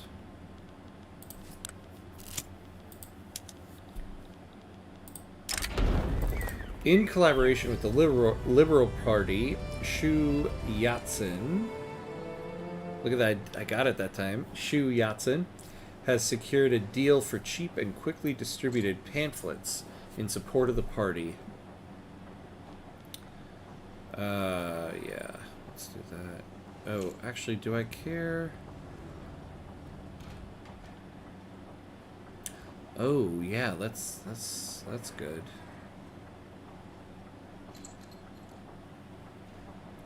How much momentum do we need to give them?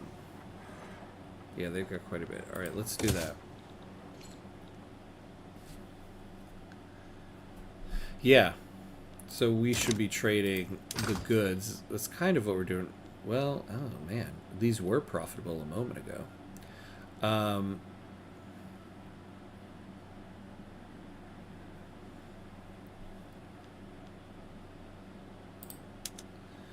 Okay, so...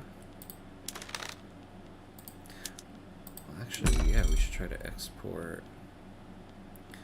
Well, that's not the most profitable one. What about the fabric? Okay.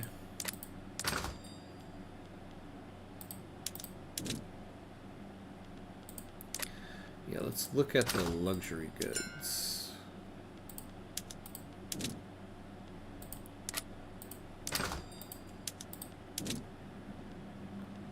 So maybe sugar. That seems to be a good one. Liquor. The Russians again.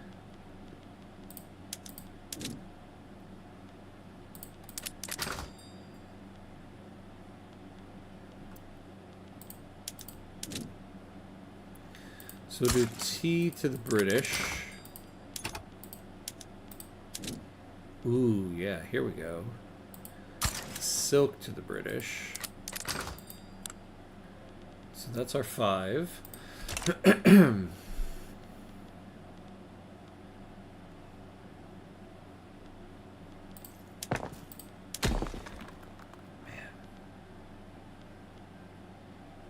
Wait, how did we get 2 artillery foundries? I find that to be strange.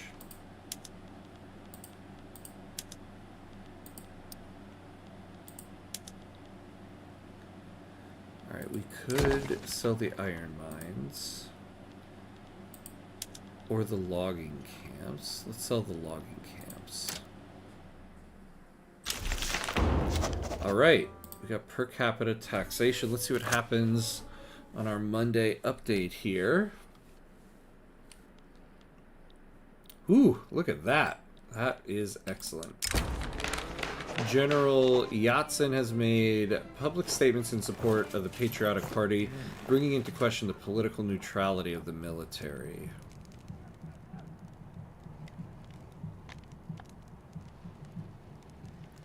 He'll become the leader of the petite bourgeoisie. Let's see, what would he give us? Political strength of bureaucrats. Who's our current leader? Republican.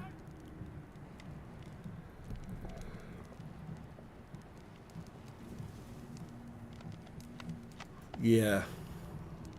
Nope, don't want him to be the leader.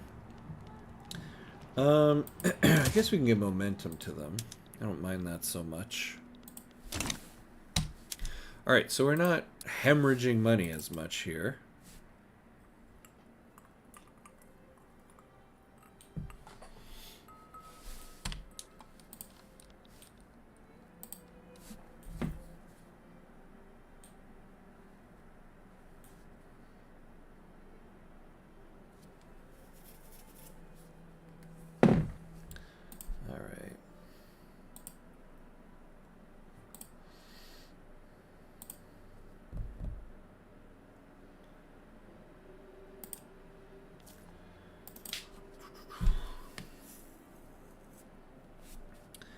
We really need these relations to go, because I really think we can get support independence. Ooh, not so much.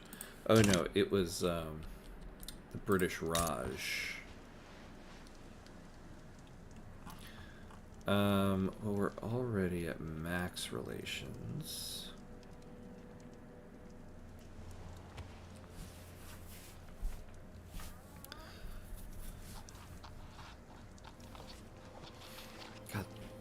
Weird that they don't want anything else. Jeez.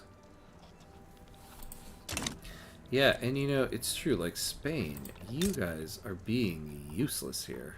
Protective. Please. Not protecting me at all.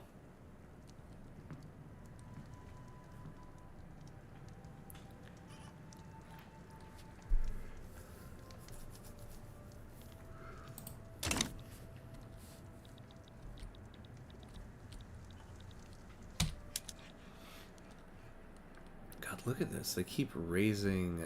The amount keeps raising.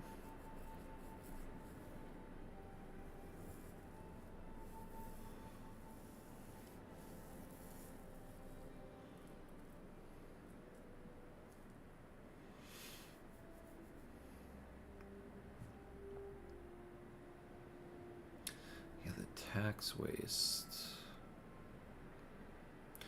Alright, I suppose we could... Oh. Alright, let's take care of this. So the Liberal Party won.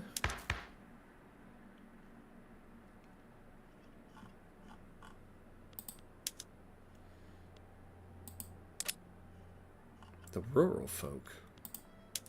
Get out of here. I do want to keep the industrialists in there. Yeah, here we go. Get some loyalists back. Oh yeah, we could totally use that. Alright, so we'll stay like this as a legitimate government for a little bit. What was I doing before they... Oh yeah. I suppose we could get a government admin. Yeah, we don't have a single one anywhere. So we'll build that. We have no peasants. But job seekers... I mean, we should build it in Lanfang. Because that's where we'll have the accepted pops. We'll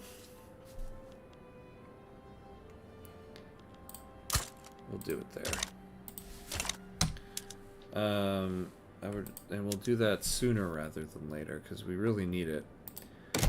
And we'll get, 35 bureaucracy from it.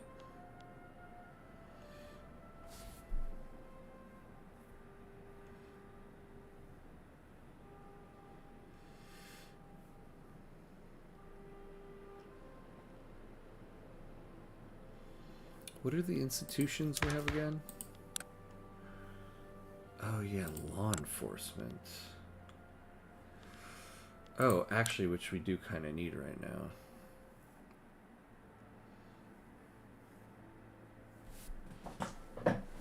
Okay.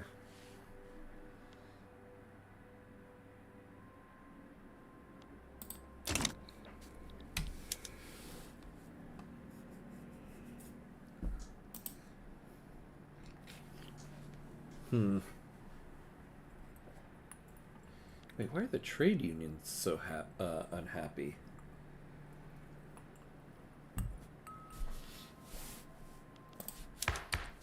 Okay, well, we can pass another law here. Alright.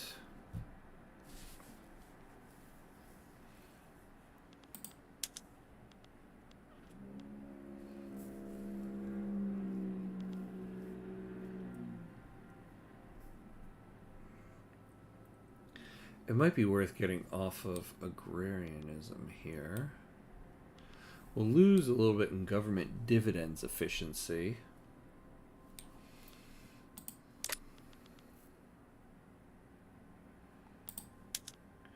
Oh, well, no. Let's go to no migration controls while we have a pretty good shot at it.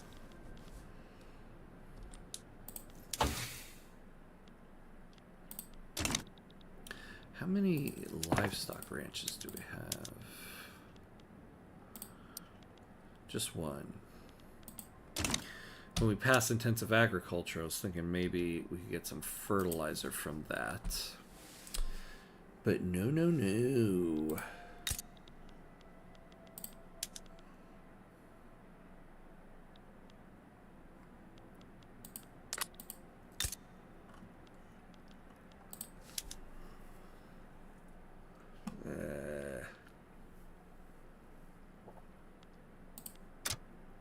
We need the rice farms. See, I guess that's a problem too. I subsidize it. We're just going to be taking people off of other things.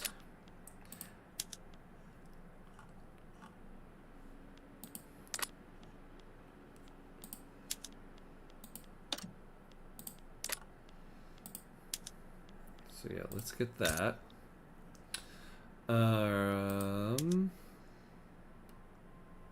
You do that.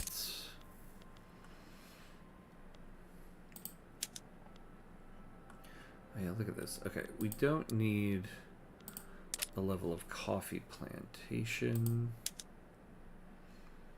My God, we don't need this much banana plantation.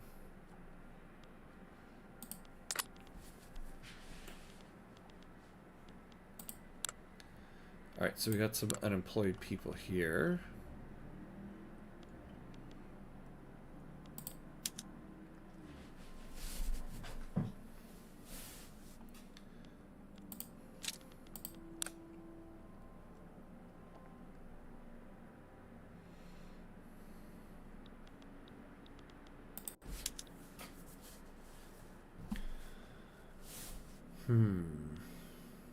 We could appease these guys, oh no, yeah, the Lanfang National League, okay.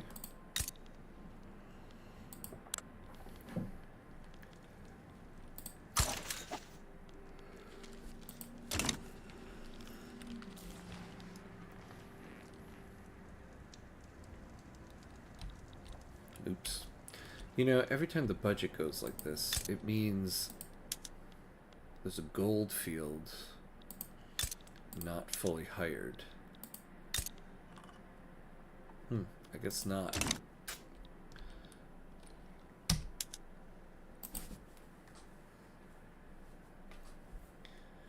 All right.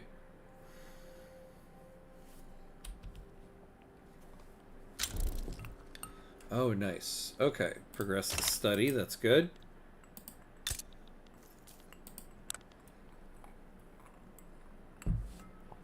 $36 months. Get there. I suppose that we're going to lose a bunch of bureaucracy when that happens.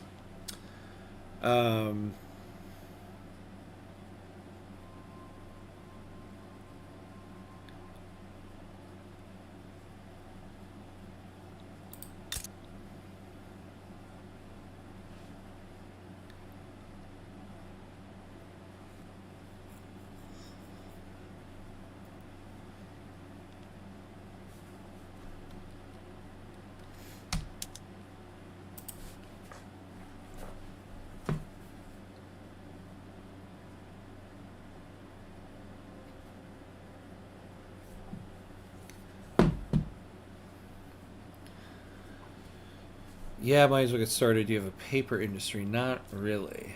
No. This is kind of the problem right now, though, is like, yeah, I could build a paper mill, but I don't have anybody to work it.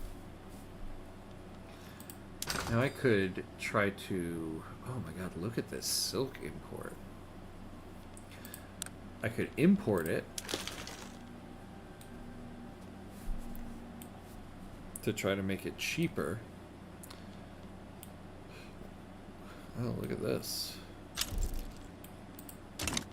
Great Chang, improving relations.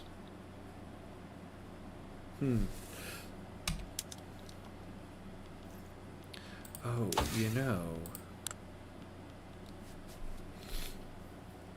I'm trying to make a beeline to... So I was just thinking, I'm trying to make a beeline to human rights in order to get multiculturalism, but I really need railways. But now that I think about it, even if I build railways, I don't have anybody to work them. What I need is multiculturalism.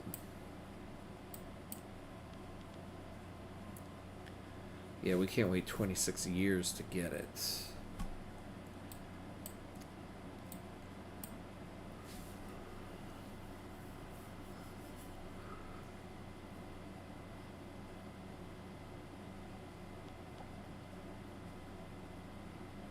Now this would be helpful to us. So we'll get 628 in addition for the budget when we get banking.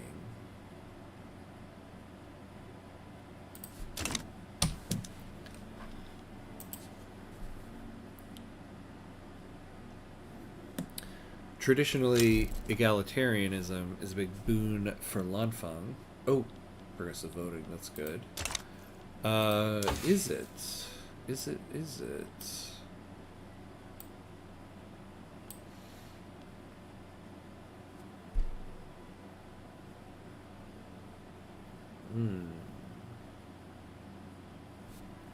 So, why is that? Oh, look at that, the proportional taxation. Okay.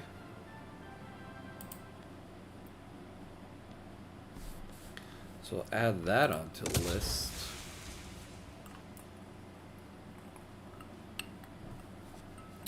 I don't mind that.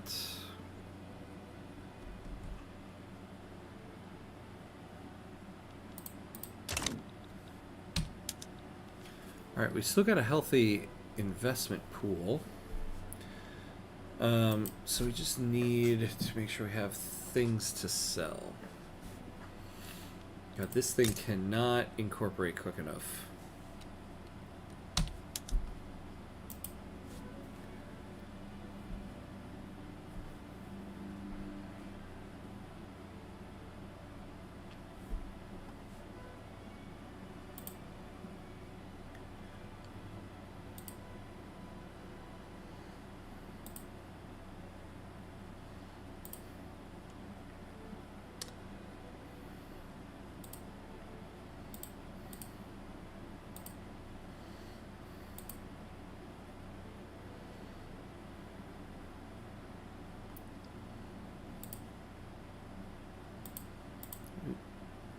go.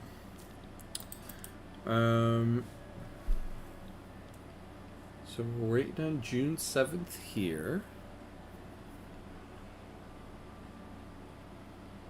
So this would be another thing we can sell.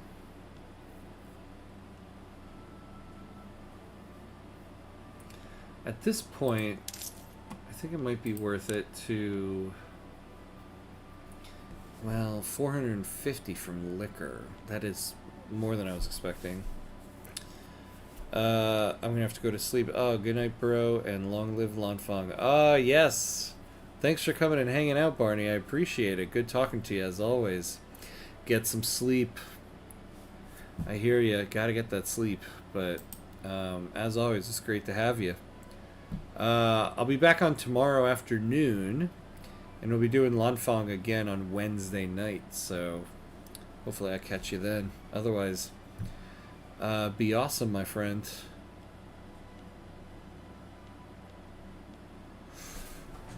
You know, I keep forgetting too, we're on max taxes, and we are accumulating radicals. I kind of forgot about that.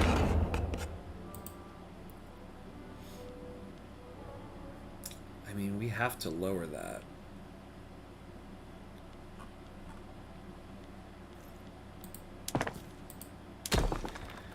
Problem is, we don't have much to sell.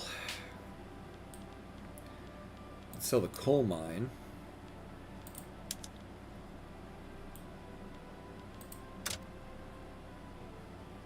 No, not subsidized. Alright. We gotta gain back. Let's lower taxes a little bit.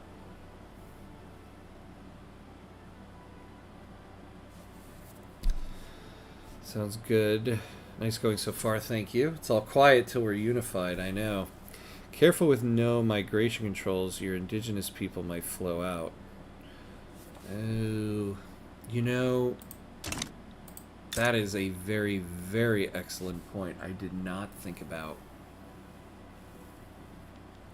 But we do have, well, we were the #1 in standard of living. Well, I guess, yeah, we've been taxing the shit out of everybody for so long, maybe not. I did not think about that, though. You are right. Damn.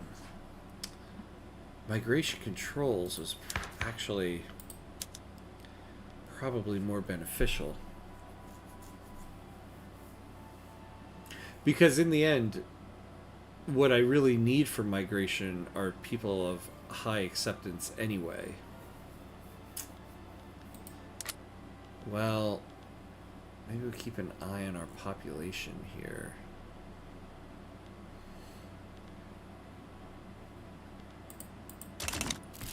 I don't think there's anywhere we can really colonize, nor do I think we have the bureaucracy to handle it.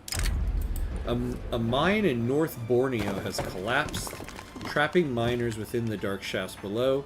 The scale of the accident has made the tragedy a story across North Borneo and the nation.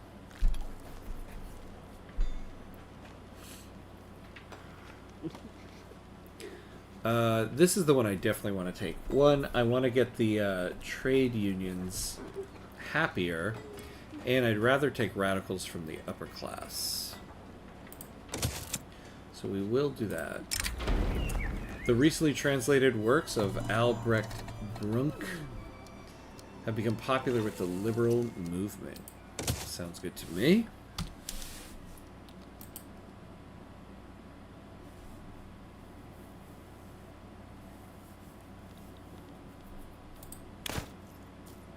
You know, now we can get some agitators going, though.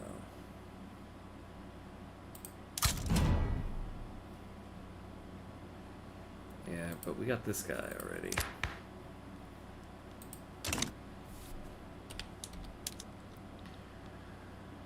Well, one thing about no migration controls, our standard of living is much higher than the minimum expected.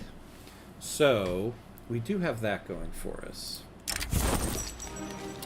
The subjugation of Dutch East Indies by Netherlands has raised fears among the trade unions that our own nation will fall victim to a similar fate. Their concerns have led them to begin lobbying against Dutch interests.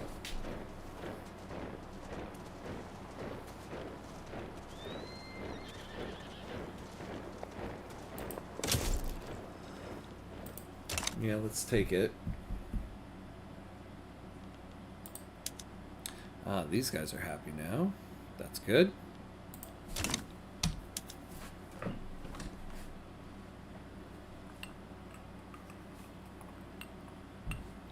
haven't looked at the journal entries in some time. What do we have? Oh, you know, this might be helpful to us. Cash reserves greater than 25. Oh, workforce occupancy. I don't know about that. Coal mine, sulfur, and lead. So it's really just coal and iron.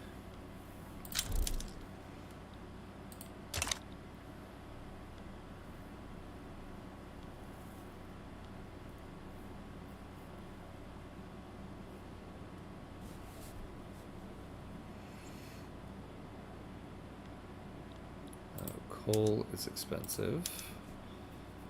Well, that would be why.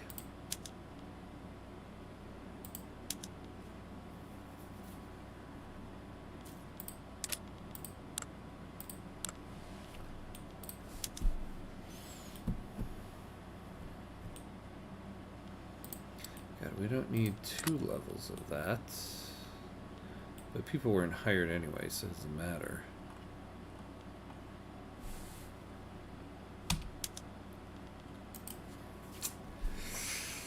Erg.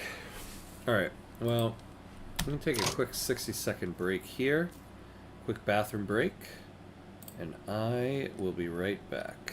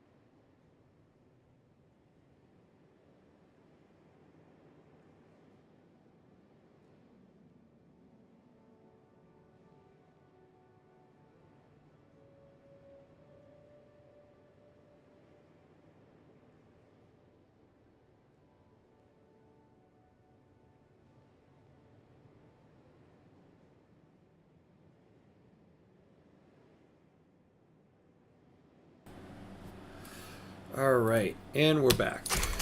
And we're back. All right. So let's assess what's happening here. What do we need? We need to break free from Qing. Or if we can just raise our autonomy. Now, they wouldn't accept.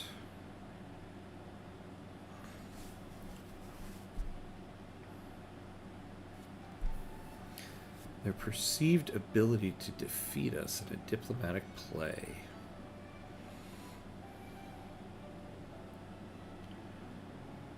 It's interesting, though, if our relations were higher, it sounds like they would accept ideological differences in government.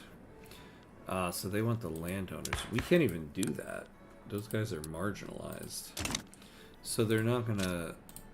We're not gonna be able to do that anyway.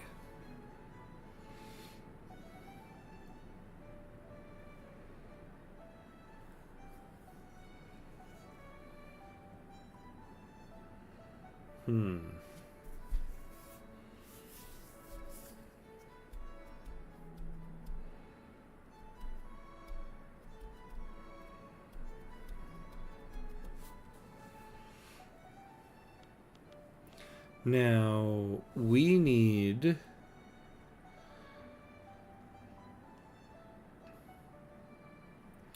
Okay, so I wonder if we can stop lowering relations. It's like a delicate balance, because we need to lower relations in order to get the liberty desire. But if we can raise relations, they might just accept this.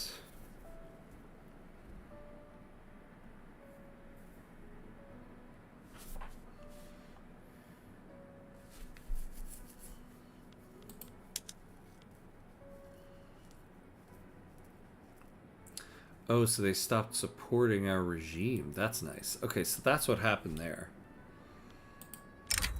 Right, so they're not going to accept this. So that'll put us up here.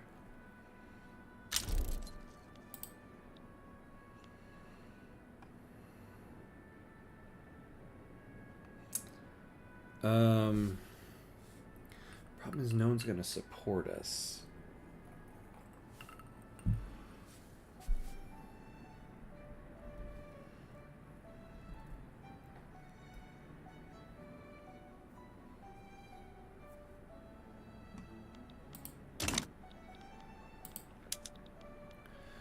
Great Britain, why are you belligerent now?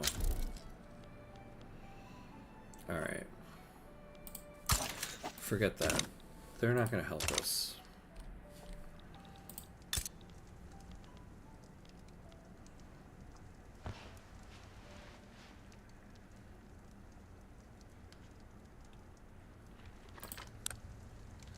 Industrialists, okay. What about Persia? Take anybody here. The Ottomans don't care. What about Russia? Man, if we could get Russia on our side.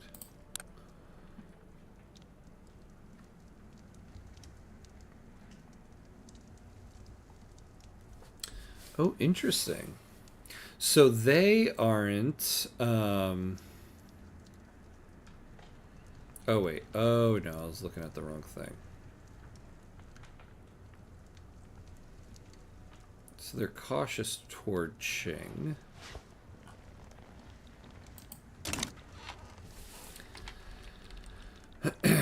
Yeah, I don't know who else I could really get on our side here. Everybody wants to be on Qing's side.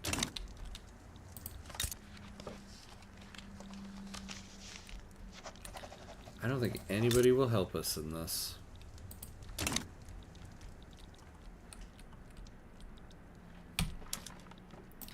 Now, I do know...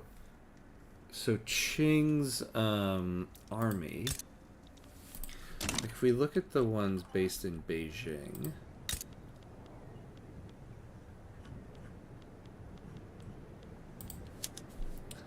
so let's take this one. 24 line infantry, 34 irregular. Yeah, see, that's 15, 16 offense, defense. Okay. So we are more powerful. We just don't have a lot of soldiers. We really need somebody on our side. The British Raj, man. Oof. If we could just get them.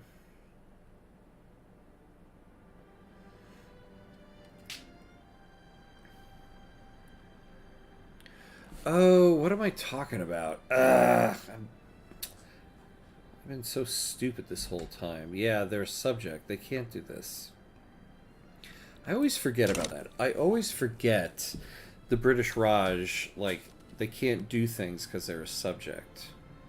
Because they're just so, like, powerful. But, yeah, okay. What about Japan? You guys don't like Qing, right? Right? Right? Nope, you do.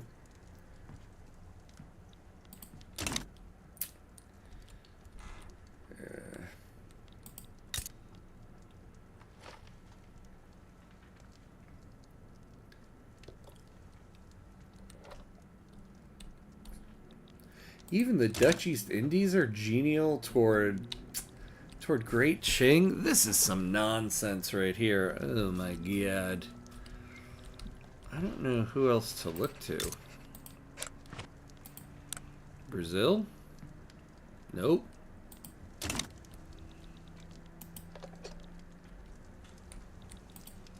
surprised about Russia.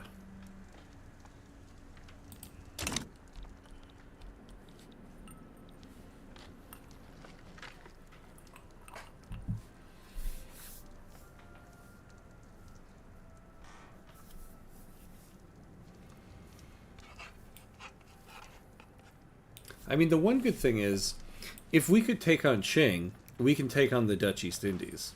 So if we can do this with Qing, then we can go right into the Dutch East Indies. I guess the difference would be the Dutch East Indies can attack us by land, whereas Great Qing can't.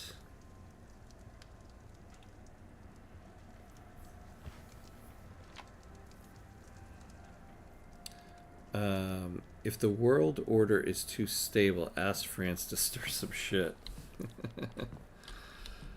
Yeah, problem is they don't look like they're buddy with Great Qing as well.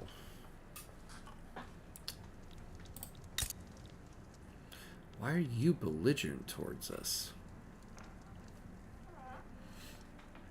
Yeah, like you're antagonistic towards them. But why us?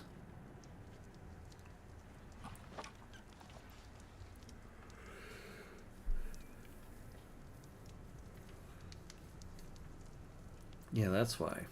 They want to conquer us. Well, let's just keep improving relations. I got nowhere else to use it right now.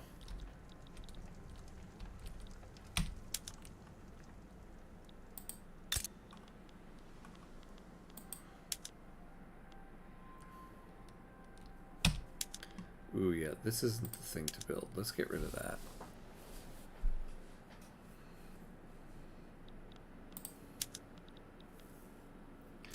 Alright, so... Oh. A mine in North Borneo has collapsed, trapping miners within the dark shafts below. The scale of the accident has made the tragedy a story across North Borneo. Yeah, we'll take this one. So this will be the first main army. I think we're going to start specializing the armies now.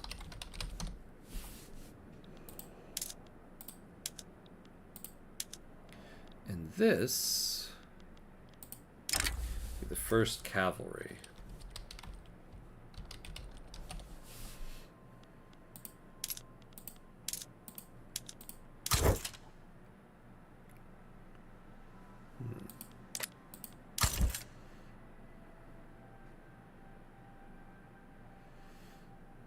Oh, interesting. So there's nothing really that makes this guy defensive. And then you... Oh, have stalwart defender. Okay. So you should be on defense. Hey, okay, that's good.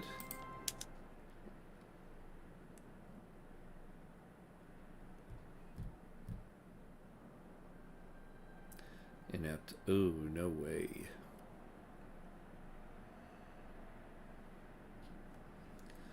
So Xizang. I'll take you.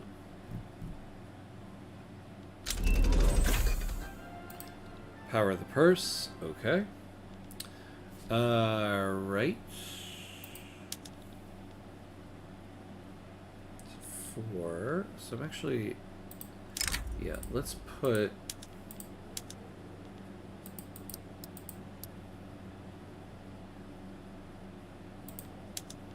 Let's do that.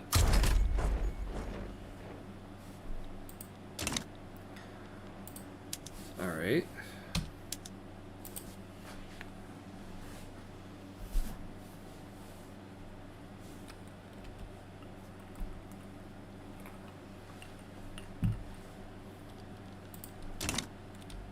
I'm surprised there's no one really rivaling Qing.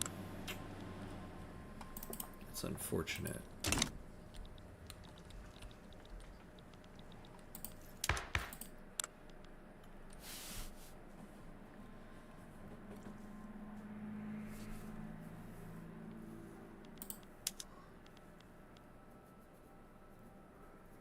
Yeah, we can't do any more laws for women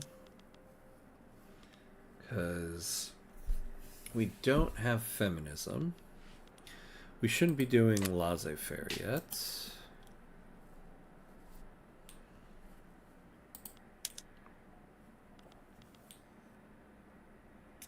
Honestly, National Guard would be nice, but whatever.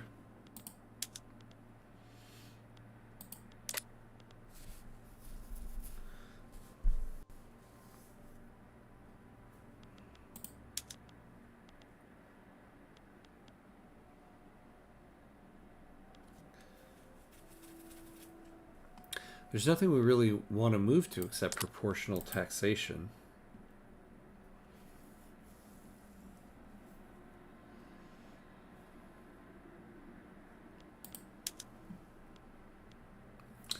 Oh, we could move to...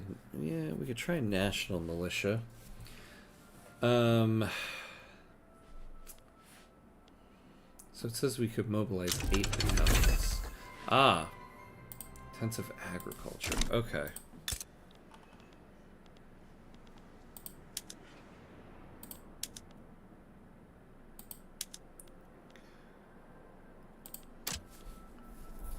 So let's subsidize this to see how much fertilizer we can get out of it. In East Borneo.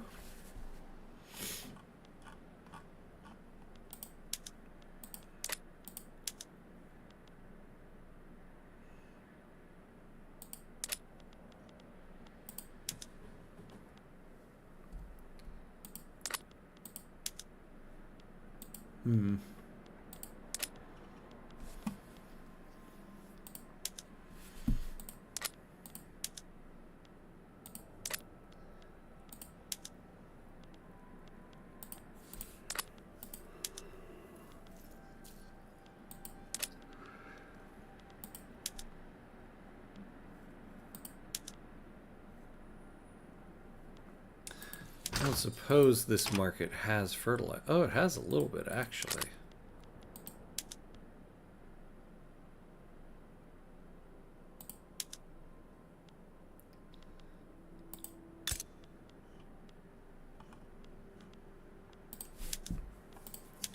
So we move to this. It says we need 17 fertilizer.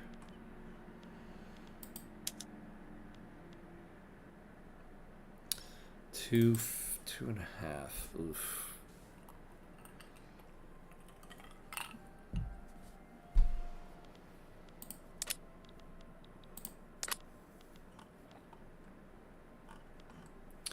God, once again, it's just people. How long here? 9 months. 15 months. Oh my God, it cannot come quick enough.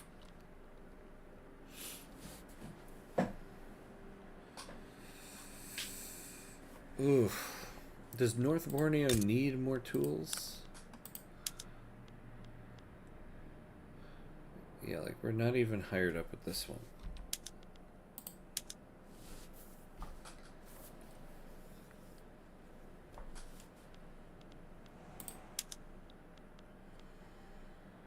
Alright, so we have an army of 14. But they're pretty strong. They're stronger than any of the Qing armies. Now, one nice thing is we just have one HQ, so in terms of naval invasions...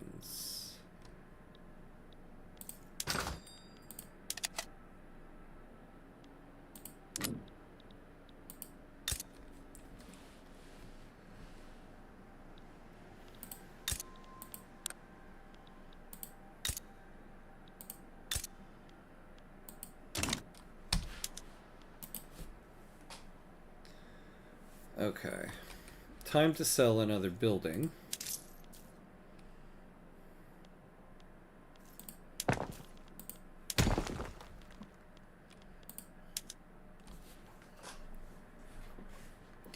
Either contact with mainland Southeast Asia or do the American contact plan.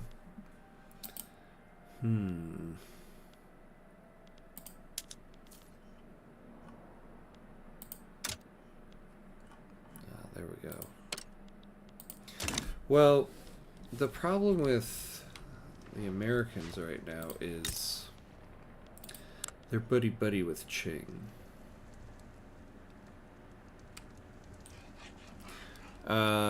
If you're not in a hurry to do trade with Vietnam or something, might as well do U.S.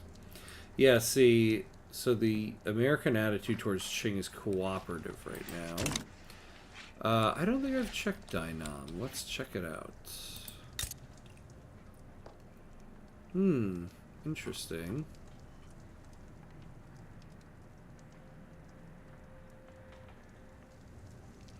Antagonistic with them.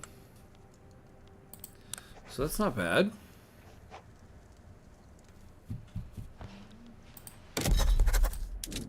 Oh, and I can create an interest. So, yeah, let's do Indochina. I can start having some relations with people here. Cambodia. Genial. What about Siam?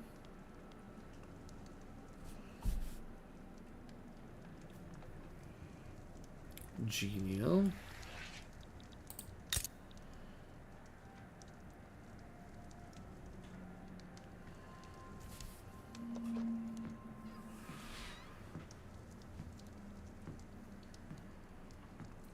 So we gotta make up 80.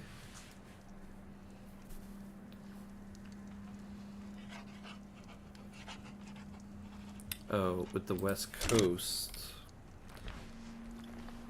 Yeah. But the problem is none of these guys are gonna have any interest in taking on Qing. So I feel like it's kind of wasted. Whereas I think Dynam we might be able to get on our side.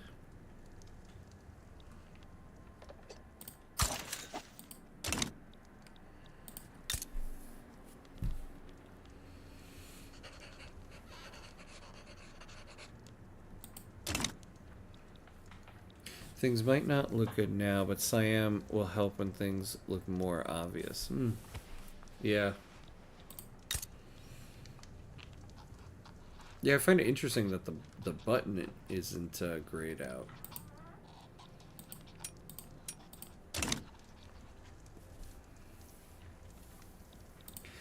It's too bad about British Raj.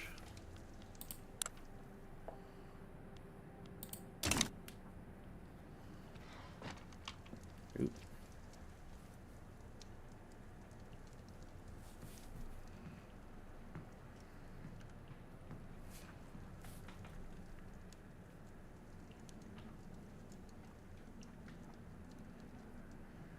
There we go.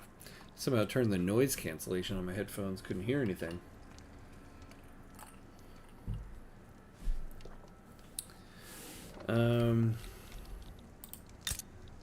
It's also too bad with Russia.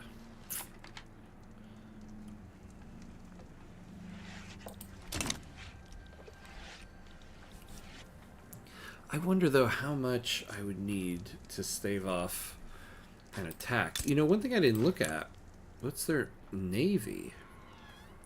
So 24 flotillas. So the most they could send at me without penalty is 24 battalions. So if I could double my army, I could hold them.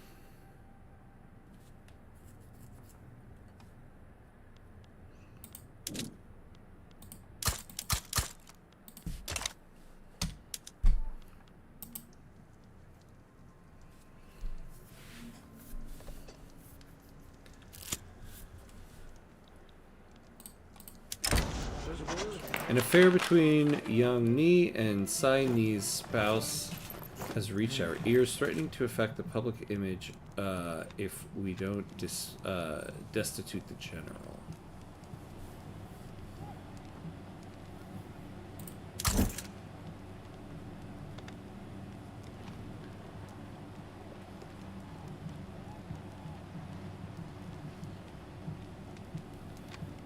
Do we need to keep this guy?